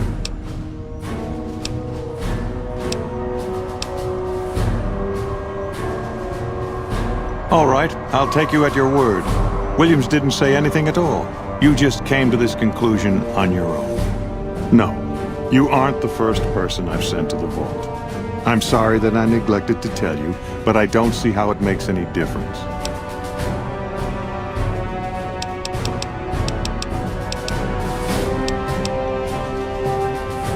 All right. I'll admit that it's been difficult to find anyone willing to enter the vault. And I'd rather get the data sooner than later. You have a deal. I'll double your reward if you bring me the data. But this is as high as my budget will allow. Now, I know your time is valuable, so I won't waste any more of it. Feel free to show yourself out.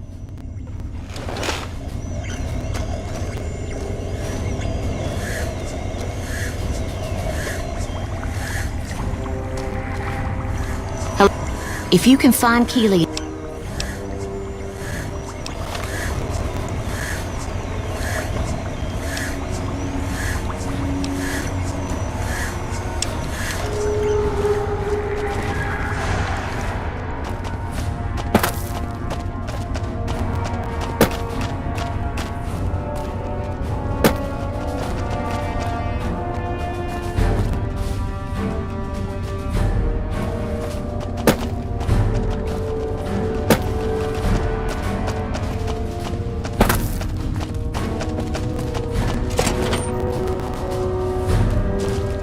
Nice to meet you.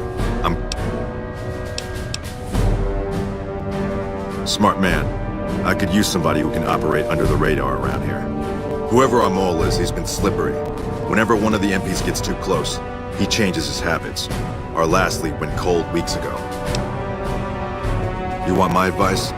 Start by talking to people with a lot of eyes in the field. People like Lieutenant Boyd or Sergeant Contreras, maybe. Careful with Contreras, though.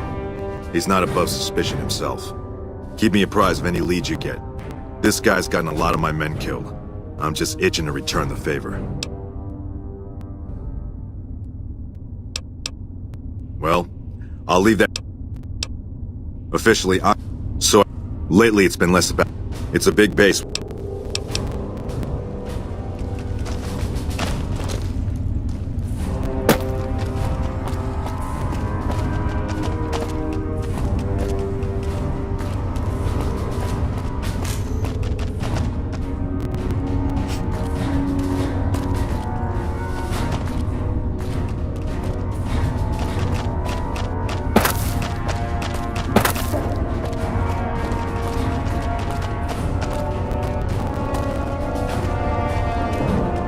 Boyd's in there with a prisoner right now. Boy, is she pissed.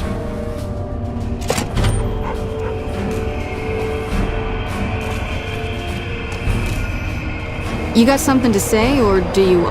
You stick out like a sore thumb around here. You sure you're in the right place? Not big on reading name tags, huh? That's okay. My name is long and difficult to pronounce. Ready for it? It's Boyd. Lieutenant Boyd to my friends. Colonel Shu has me handling the policing duties for the base. I've told him he could make my job a whole lot easier if he would just let me shoot anyone who talks back to me. But you know how colonels can be. Yeah, so far this has gone exactly as expected. Poorly. But with the work you've done for NCR already, you might be just what I've been looking for. We captured an honest-to-God centurion of Caesar's Legion recently. Better believe it. Everybody in Caesar's Legion from Caesar on down will kill themselves before they can be captured. They're so twitchy they'd probably do it if you reached out to hug them. But here's this guy, who's an elite commander in their army, and he just gives himself up, even as his men are slitting their own throats around him. Well, I don't know about you, but to me that sounds like a man who's willing to cooperate. Except he hasn't. Only times he speaks up are to insult you. He's a real prick, by the way. And I'm supposed to get information out of this guy.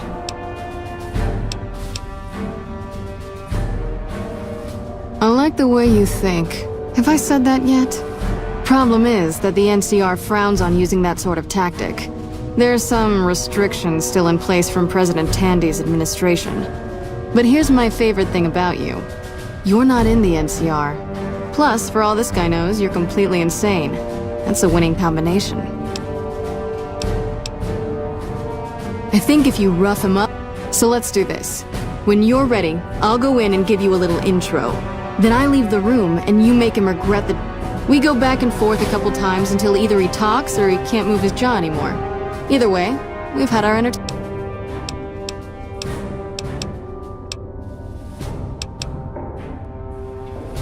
That's the spirit.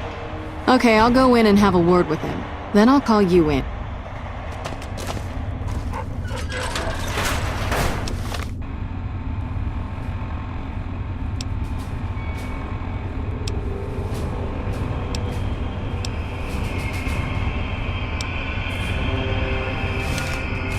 Long time no see, Silus. Lieutenant. I was just thinking about you. That's so.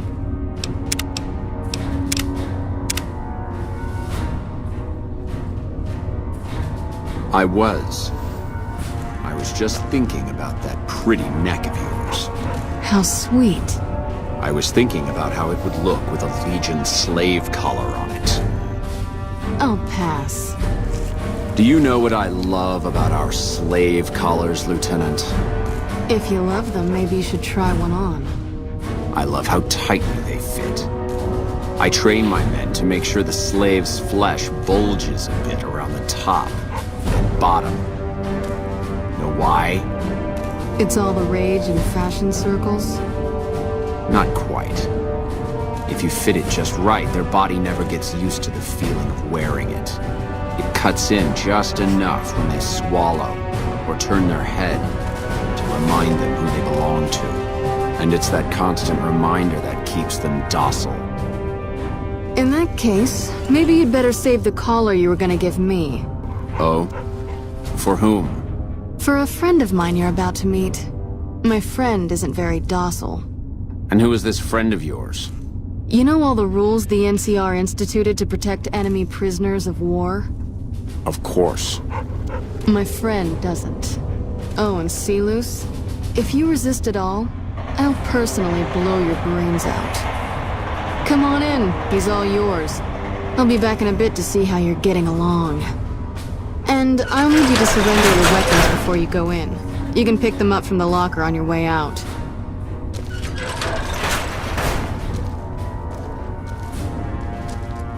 What an ugly little worm you are. What pile of excrement did the lieutenant pluck you from, worm?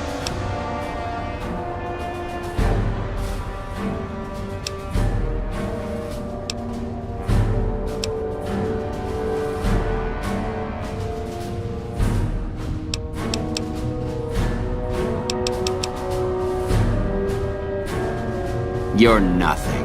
You're some inept mercenary the NCR is paying to supplement its own incompetent soldiers.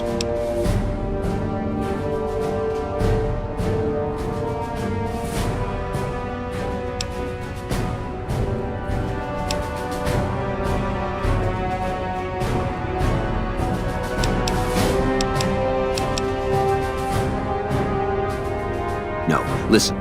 Caesar's secrets are safe with me. I stayed alive because Caesar would have wanted it. I'm useless to him dead.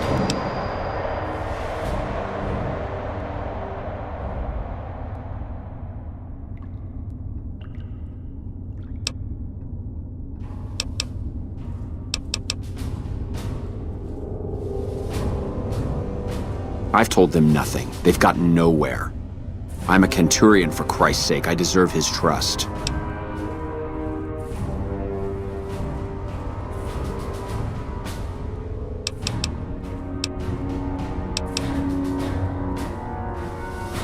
You have to let this go.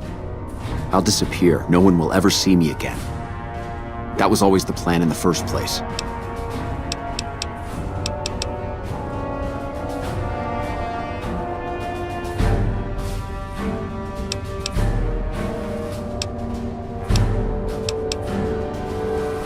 No, that's not what I meant. Lieutenant, this man is trying to kill me. He's not who you think he is. You don't have to do this.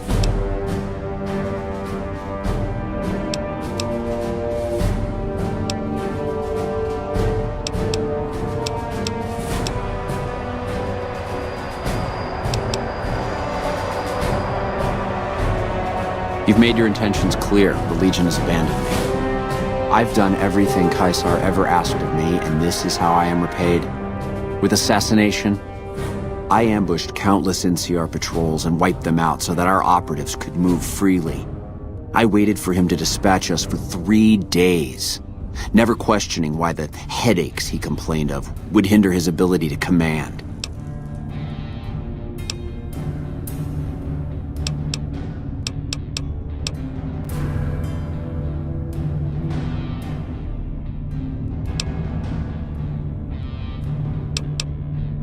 I haven't breathed a word about the officer we planted here. He continues to radio intelligence to Caesar's camp nearly every night. I've proven my loyalty. All you're doing is killing a loyal soldier. If that's Caesar's policy, then I say his empire will crumble.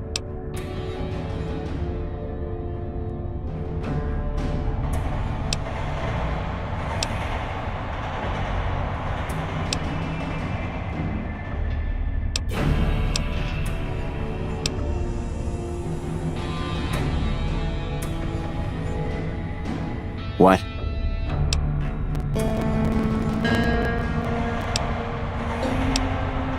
No, you slimy bastard! Nothing I've said will change the outcome for you. No force can hold back the tide of the Legion. This camp and everyone in it will burn.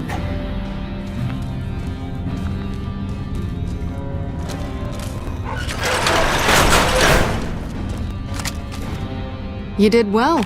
I don't know how you did it without putting a scratch on him, and I'm a little disappointed personally, but it saved the NCR some face. And it could save us more than that when all is said and done. I'm gonna talk to some people when we're through here. This is about double the standard fee we'd give a consultant, but from what I saw, you're more of an artist. So think of this as your commission. Now, what kind of MP would I be if I didn't notice anything suspicious? I've had soldiers go AWOL, break-ins, thefts, you name it. Well, there's Anders. He's a ranger. That one's not suspicious so much as worrisome. He left on a dangerous assignment. Colonel Shu sent him out. Now I think he feels guilty not having any way to check up on him.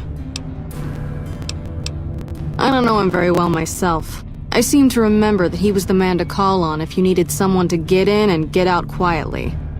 Colonel Shu would really be the person to talk to.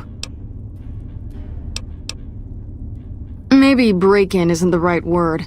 We didn't find signs of forced entry, but I've had reports of someone sneaking into the control tower at night. It's probably just a meeting spot for a steamy military-based love affair. Kids today. But it bothers me that they didn't break in. It means they have an access code. Most soldiers around the base don't have that.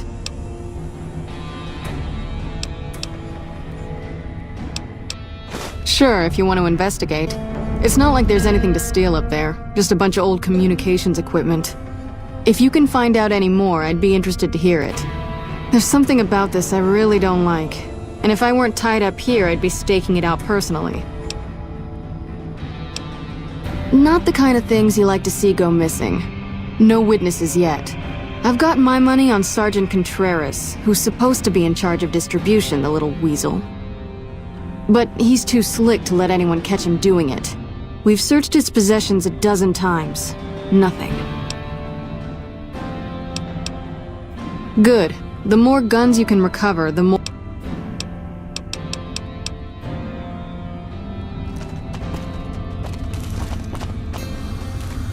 When I got this assignment, I was hoping there'd be more gambling.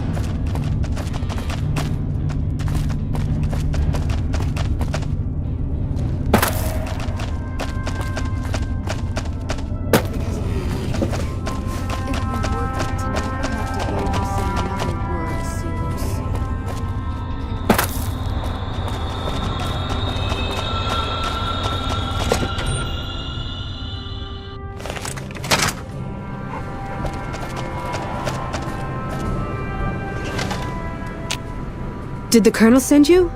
I was hoping he might have... I know. I've been crying. Stupid. I'm supposed to be a soldier. My husband, he's a ranger, and he got murdered by a pack of fiends. Goddamn savages laid his body out to rot. Brass won't say it to me straight, but they mean to leave Esteban out there. I can see that plain.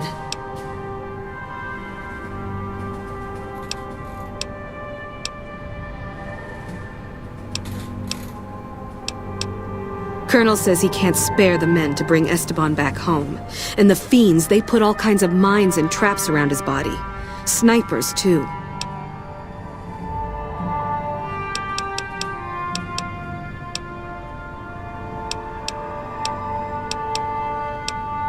He was out on patrol. Bunch of drugged-up fiends attacked them. Esteban laid down cover fire while the others fell back. One of the men saw him get shot. He didn't die, though. Not then. They tried to go back for him, but there were too many fiends and they had to pull out. Damn savages chased them halfway to McCarran.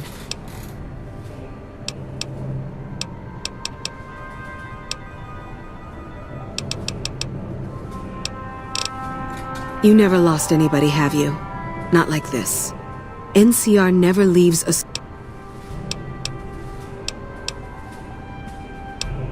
Mister, I'd about given up hope. Esteban's body is laid out between some of the buildings, east of the Repcon headquarters. There's an NC...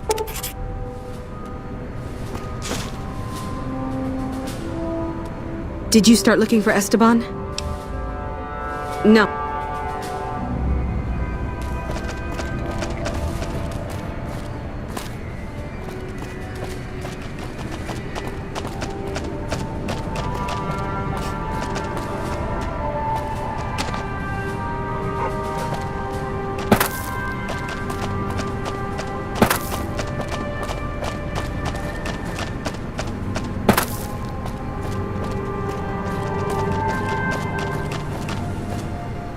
Do you require medical attention?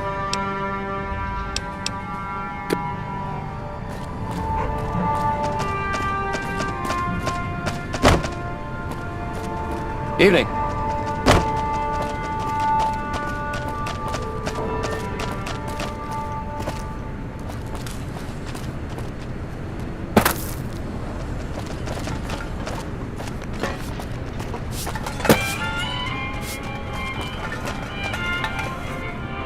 Listen, asshole, I know you're not really an NCR health inspector, so you can cut the restaurant, and I want my 50 caps back. Because I looked it up, and there ain't no disease called colorectal implosion, so I paid you to look the other way for nothing. Wait, you're not... Oh, wow, I'm sorry. You look just... That's nothing. You just look like the health inspector who stopped through for the yearly inspection a couple of weeks back. I was hoping I wouldn't have to wait another 11 months to see his crooked ass to get my caps back. Ah, well. Anything I can get you? Oh, yeah. You can order up any... Just kidding. Haven't you heard? With a few shipments from home and a little variety, you can only do so much as... Well, we haven't had any quality meat in... Some of my kitchen machinery is broken down, too, so we've been eating mostly raw. And I'm desperate for Here's the list. We've been scrapping together quick fixes to keep...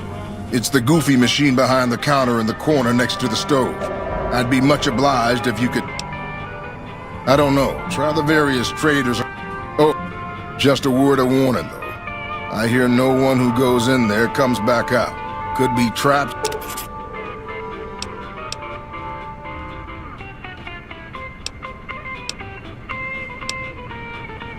The Crimson Caravan... Here. And doesn't need to all come from the same source. There are a bunch of different vendors around who sell meat. Fitz, We've never really tried to go out and organize deals with merchants to supply our food. Already having an overstock of food, we haven't...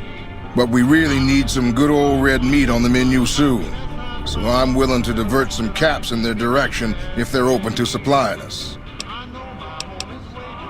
What? What do you...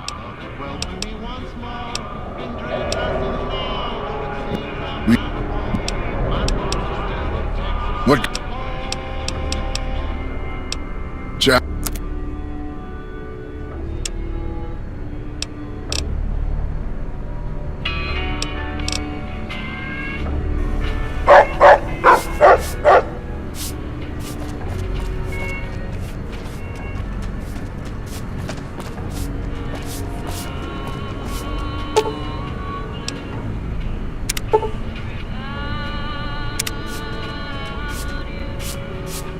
Hey, back from... Amazing. I thought that thing was done for. That'll help me transform what I can offer the troops. I'll give you a little extra discount the next time you buy food from me. Jack.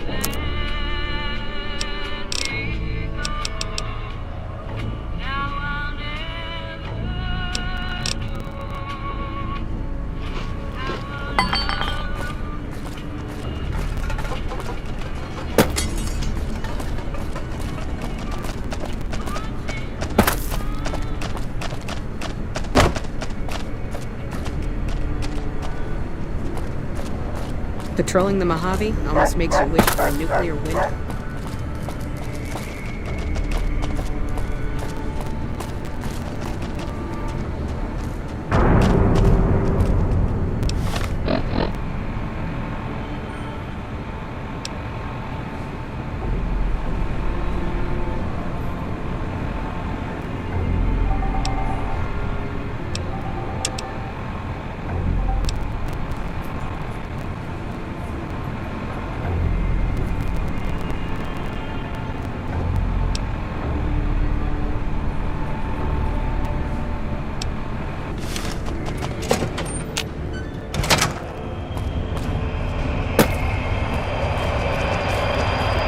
Hello.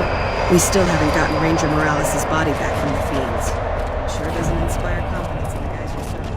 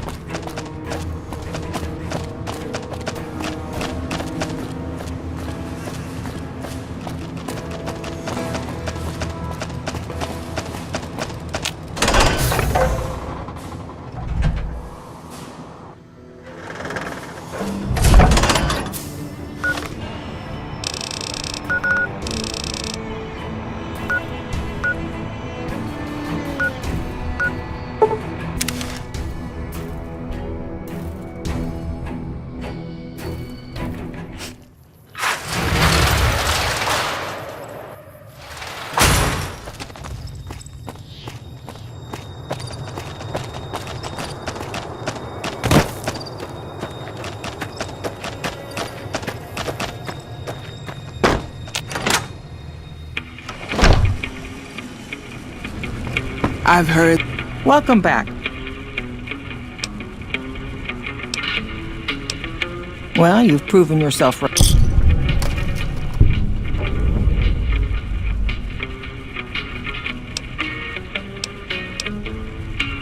As much as I like to... There is a negotiation with a smaller trading outfit. There's also the matter of Henry Jameson, an employee whose services I'd rather do without. His family connections make it... And finally, I need someone to acquire the gunrunner's manufacturing specifications. This job needs to be quiet.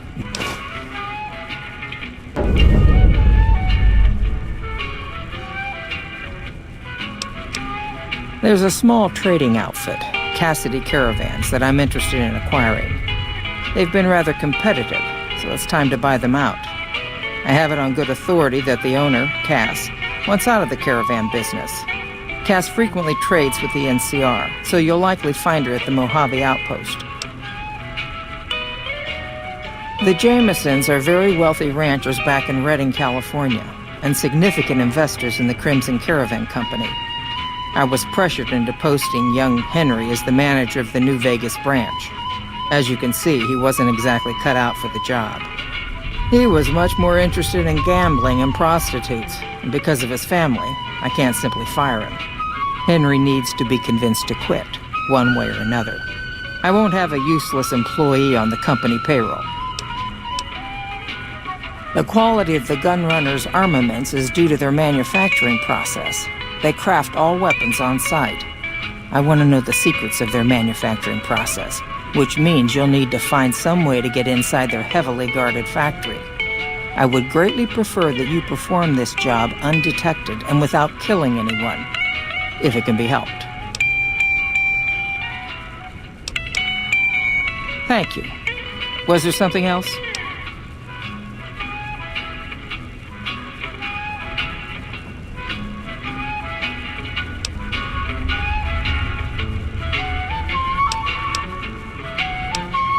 Most merchant companies, successful merchant companies rather, have them. It can be inconvenient to replace employees on short notice. The contracts keep employees around for a specific duration of time, after which they get paid, after their upkeep and expenses are deducted, of course. Food, water, living quarters, medicine and clothes, just the basic stuff. It all comes out of the company's coffers. Yes, and they have been for decades now. The hired hands know what they're signing up for. We don't hide anything with fancy talk. That's because we are. We always pay up when the contract ends, though. Won't stay in business long if you've got a reputation as a cheat. All right.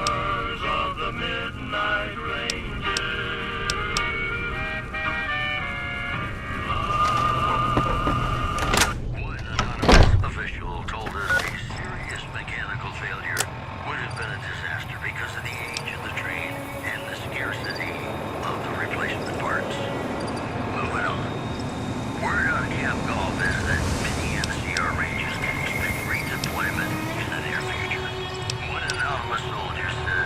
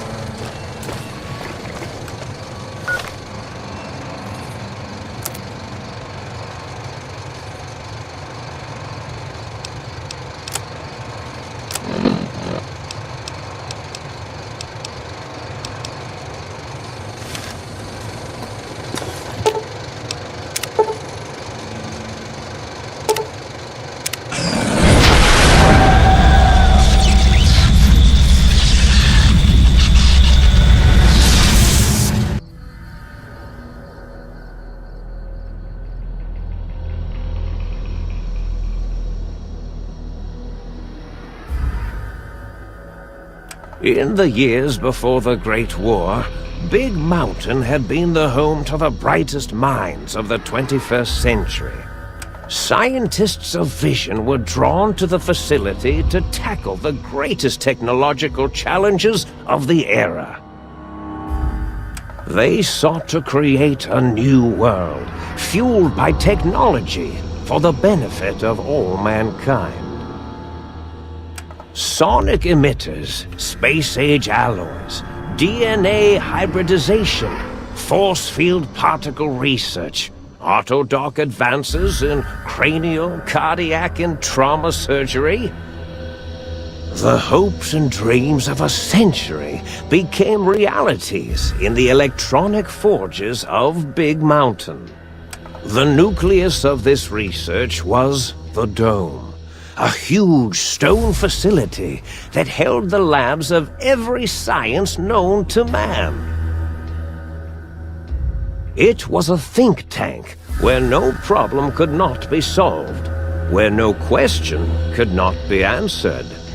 The Great War brought a new energy to Big Mountain and its scientists.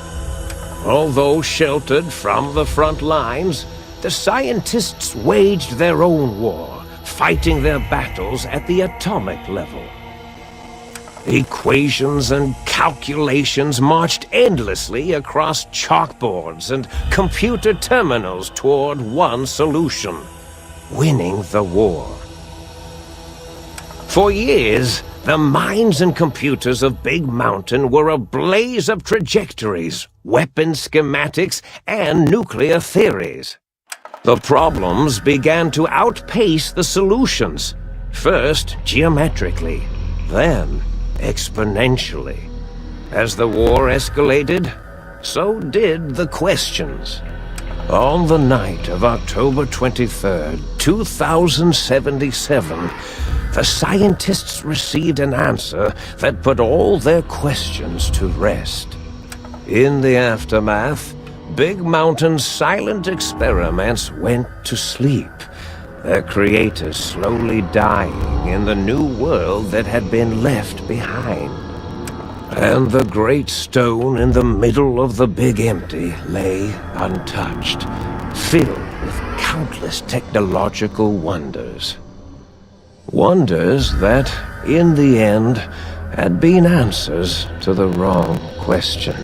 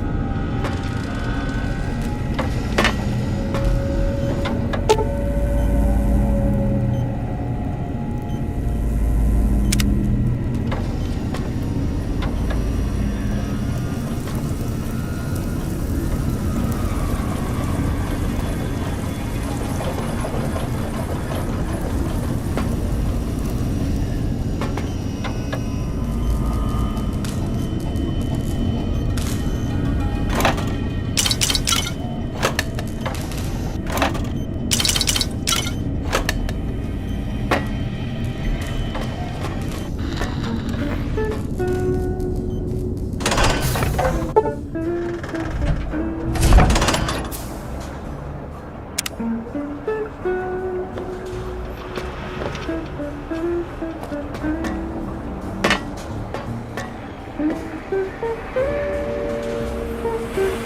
thought I heard the pacification field kick in.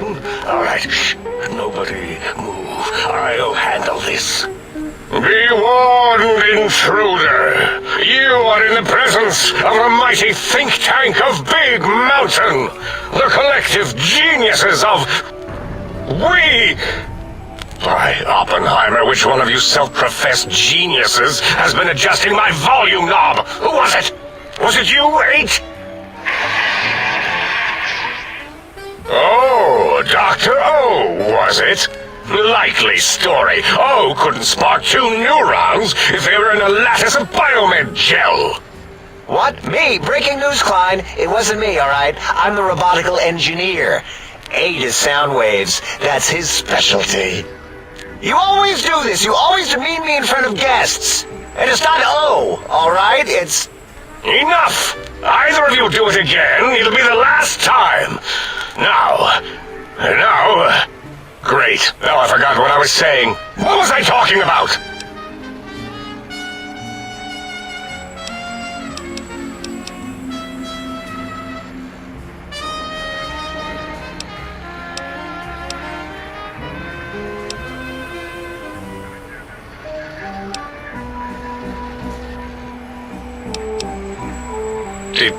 Did it just say something?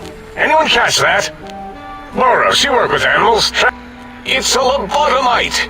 Here, in the dome! Oh, as if this situation couldn't get any worse. Now we've got lobotomites! Dalla! Get the spray before it excretes all over everything! Dr. Klein, if my hypothesis is correct, this lobotomite is the repository of the brain we sent the signal to, the skin envelope once containing it. If so, it's proof that there may indeed be something beyond the crater. Just look at it. The way it blinks. It's like a big, hairless teddy bear. I know what it is, Dollar. I want to know why it's down here. With its limbs all over everything. And are those penises I see wriggling on its feet? Disgusting. I believe those are toes, Dr. Klein. Little teddy bear toes. Penises are much larger than those tiny extremities. Not that I would know. I don't recall the human penis ever being that large. It depends on one's own frame of reference, Dr. O. Look at its little nose with its 2 orifices for ingesting oxygen. Noses? Why, the great static. These lobotomites confound me with their sheer number of useless extremities.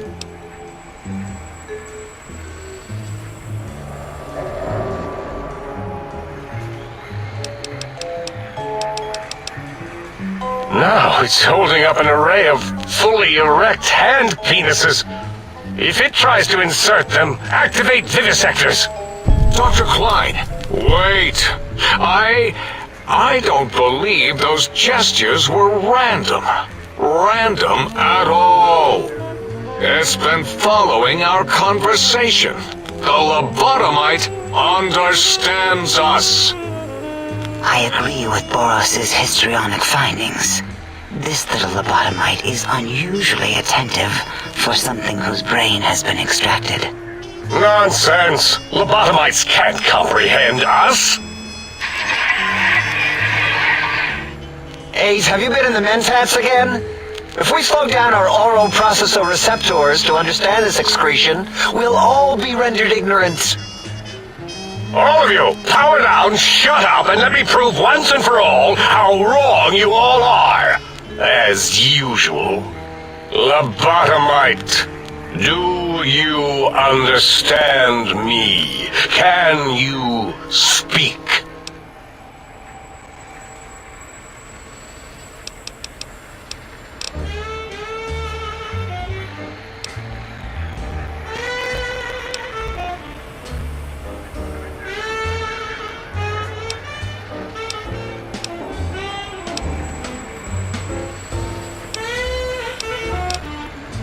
Those were words, weren't they? In the form of questions.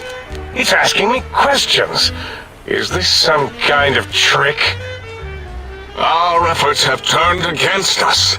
In playing God, we created a monster. Perhaps as we were ruthlessly lobotomizing it with our cutters, we filled the skin envelope with awareness. A teddy bear with new stuffing. Wait.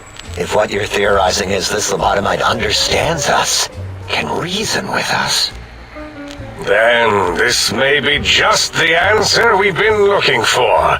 At last, a chance to... Dr. Klein, a transmission from the Forbidden Zone, coming right at us. It can only be... If it isn't my old colleagues, the mighty think tank of Big Mountain. Big fools, all of you. It is I, Dr. Mobius, transmitting from my dome-shaped dome in the Forbidden Zone. A zone that is, yes, forbidden to you! Even now, my deadly robo-scorpions swarm across Big Mountain with their pincers and pointy laser tails. Soon, all science will be mine! Even the technology sealed in the Big Mountain research centers cannot save you. So cower in your think tank. Wait for the end. That's all. Goodbye. Mobius. Always the same broadcast. He's clearly mad, driven insane by his flawed and imprecise kindergarten-level research methodology. What are we going to do? There's no way we can breach the Forbidden Zone. There's those robot scorpions everywhere. The Forbidden Zone, where no brain has ever entered, nor ever returned. Except Dr. Mobius, and the technologies that could save us. They are out of our reach. And Dr. Mobius mocks us. Did you see his cracked monitor? He's clearly let himself go. What? Ask the lobotomite for help? Abe, I think you need the fluid levels in your logic assist pumps checked. If this lobotomite responded, Dr. Klein, then it is clearly intelligent, perhaps even displays heretofore unknown levels of helpfulness. But what of its brain? We scooped that out. We don't even know where we left it. And for putting it back in, none of us have the knowledge. Yes, but it's still aware and responsive. Look at it. It's regarding us even now, with its big teddy bear eyes. If we ask it politely, and leave the part about the unnecessary, ruthless lobotomizing out, it might be favorably disposed to us.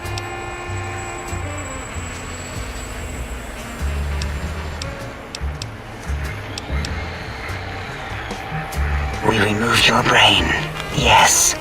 So soft, barely wrinkled, yet so flush with knowledge and experience. Brain extraction technology has been standard practice at Big Mountain for an immeasurable amount of time. Once the brain was out, then came the coils. The Tesla coils. The coils of Nikola Tesla.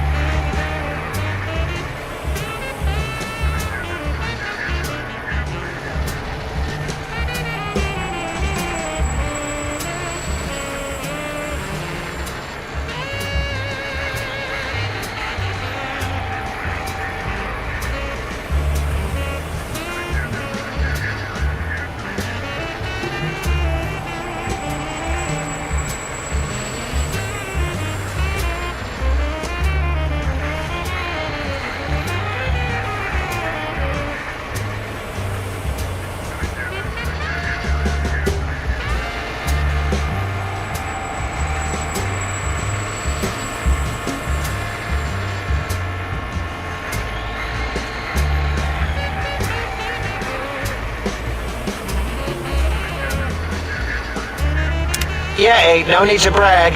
Wherever your brain is, it's transmitting thoughts to you through the Tesla coils in its head. This is fortunate in many respects. If your brain was anywhere in the dome, why, you could access your aggression centers. Circumventing the pacification field. This is a no-no. We have never been in a fight. We do not want that. Reminds me of my days in American High. And Richie Marcus.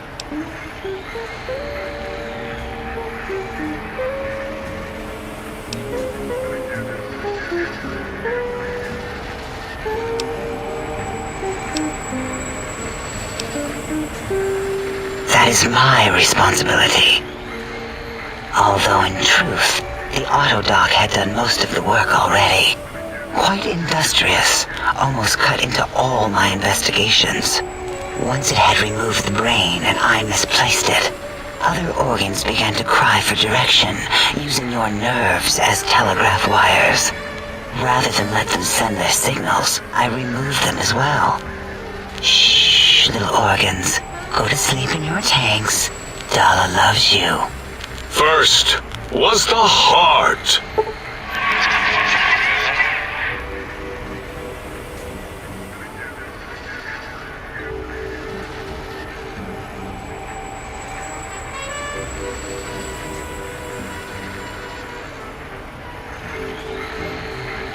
Wait, I mean, second was the heart. Brain was first. Third was the spine.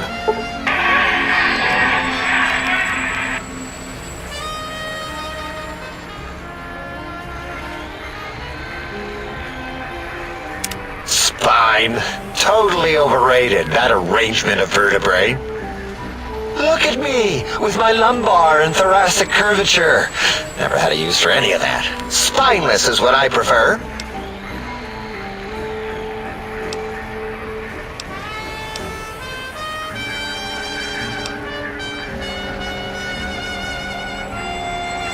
To be correct, you should say, the autodoc took out your brain. It did all the heavy lifting. It has never worked so hard before. It was unusual. It worked so hard on your surgery, it destroyed its own memory. How odd. I bet your brain remembers what happened. That autodoc junk heap was one of Mobius's creations, like the rest of the talking scrap metal in the attic. After that, the brain lost itself. Not in the metaphysical sense. Might have gotten flushed into one of the pipes. Actually, that's pretty likely. If so, it was flushed all the way to Mobius. Flush! That is the sound of flushing. By the Fisher of Rolando, enough of this biological surgery talk. Lobotomite, listen to my voice. It denominates me to ask, but we need your help. In most probable of probabilities, our enemy, Mobius, has your brain. This is not good. He will most likely come after our brains next. We want you to stop him, somehow, with science.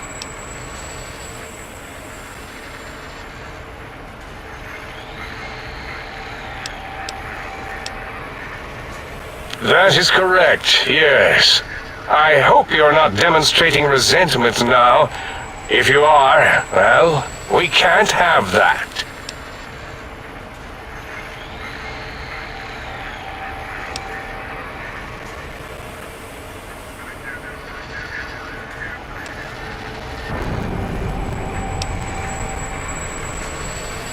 We have no idea. This line of questioning isn't important to us right now. Why are you asking these tangential questions? Stop it! We need these technologies. You need to get them. You must get them. You are equipped to retrieve the technologies with your primitive form. We are not.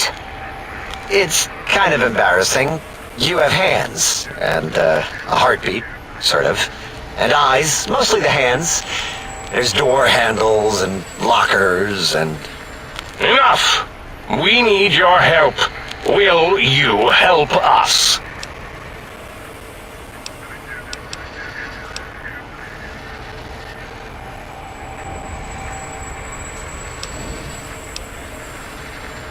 Excellent. This is turning out much better than the activate the retreat protocols and cower in my room idea I had earlier. Agreed. Oh, and I've used my robotical knowledge to, transmit the radio map waves to... Settle down, 8. I would have gotten it in a second, all right? 8's transmitted the last known coordinates of the research centers. They, well, move sometimes. Or get buried. Or blow up. 8 is correct. All we need are the schematics. This does not mean we do not want the cold hard technology, however. So do not give in to your biological tired laziness and decide you would sweat too much carrying them. You have a new spine. Use it.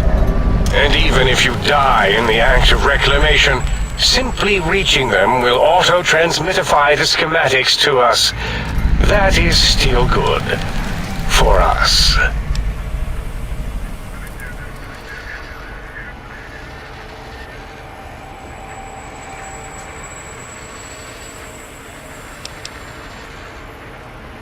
The technologies are the X2 transmitter antenna array, used to focus coherent thought at excessively high frequencies.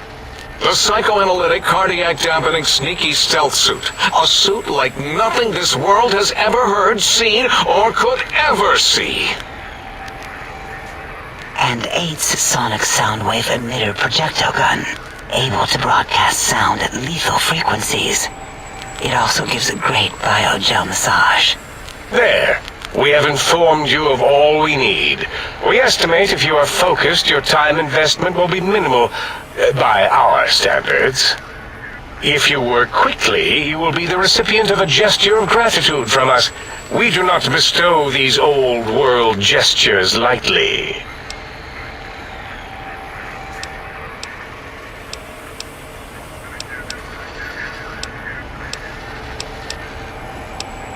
Our intentions exactly. The important thing is you rush quickly through this task so as not to waste our time. Do not get curious, or you will end up like the cat of Schrödinger. We feared you would be tempted to explore Big Mountain Crater and examine the many amazing non-mandatory research labs that lie off your designated path. The many such optional explorations are discouraged. Work hurriedly as if you have blinders on, and leave curiosities and items of interest alone. So many sciences and developments. Pass them by. Let impatience and the desire to simply finish, to end it all quickly and carelessly guide you. Right you are, 8. In our test results, we'll make a note about how quickly you ran our maze. Nobel challenge. After all, there will be plenty of time afterward to partake of the experiments once our bidding is done.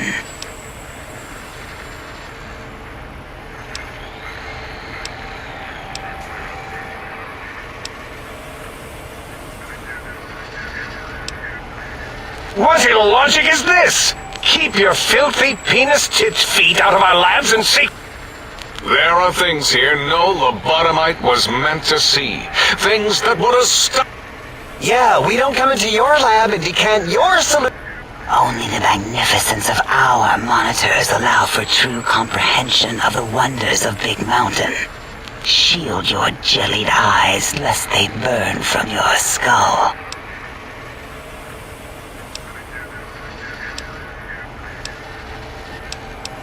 You would not dare.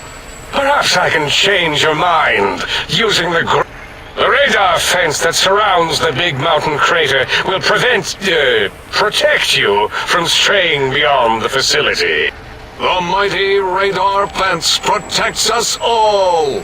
Get too close to the blinking posts, and the proximity warning shall be your warning. You are If you get near it, your vision will blur as the electrodes in your head shut off one by one.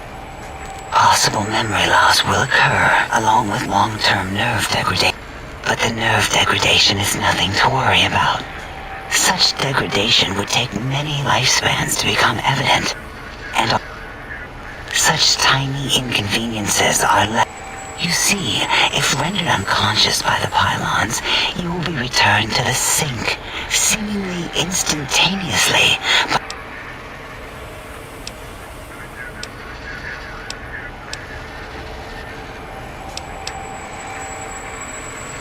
Oh, Dr. Klein? Dr. Klein? If I may intersect for a moment. What is it? The lobotomite is asking me things, and I'm trying to ignore them. My processors can't ignore you both at the same time. Well, you know how we asked it to fetch the sonic emitter thing? Turns out we already have it. What are the odds? What is this, a high school science fair? Get your act together. You're making us look like a collection of round earthers. You're always yelling. My receptors can't take it anymore. And neither can my feelings. I am yelling because you contaminated specimens can't keep your probes off the volume knob on my voice module.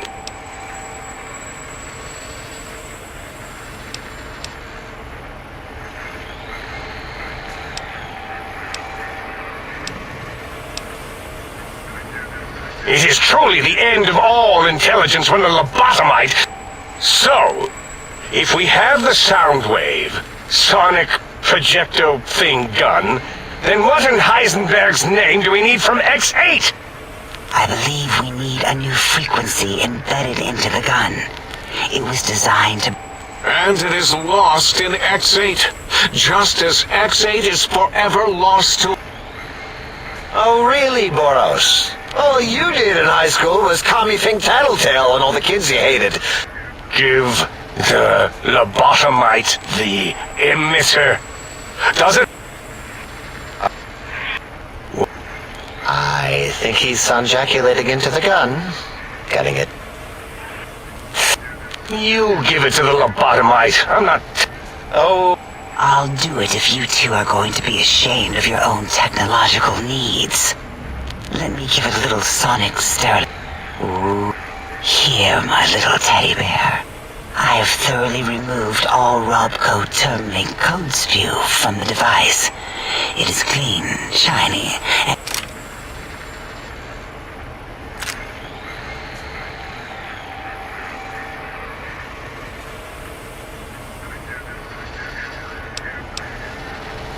Yes, I believe Watt's Electronics tended to make the battery shelf life on... They certainly did. Batteries for my vivisectors would always come up short. I think Watts manufactured holodiscs. Or was it holotapes? Never can keep those two straight. You have... And no, I don't want to handle your batteries.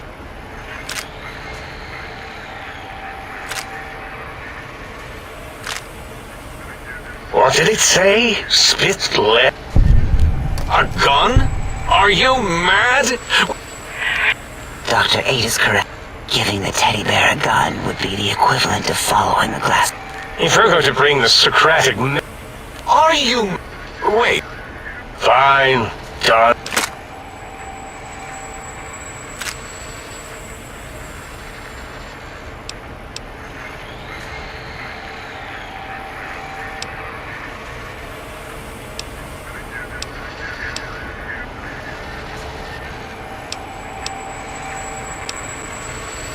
Fine, so, yes.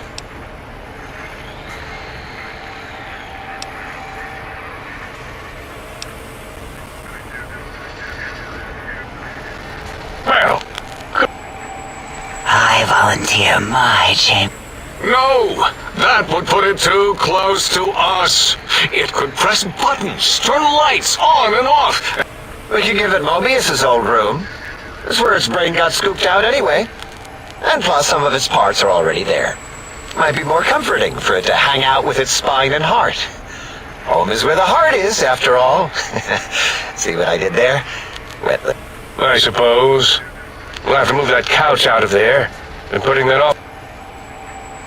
8 says, let the lobotomite take the Sync Central Intelligence personality chip and reinstall it. That stuffy Mobius program butler can walk the lobotomite, feed it, barter with it for us. It would also prevent it from going to Higgs Village and taking up residence there with my teddy bears. And it would be nice to have it so. Your logic, combined with my desire to keep the think tank lobotomite free, has swayed me. Here, I present the Sync Central Intelligence.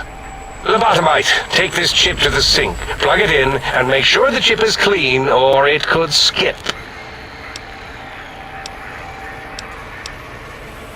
Are there other... Are you echoing what he said, or... He's asking, yes. Dr. Klein, there are many other personalities. If you recall, you hurled them off the sink It is not... I remember now. Yes, lobotomite. But you should...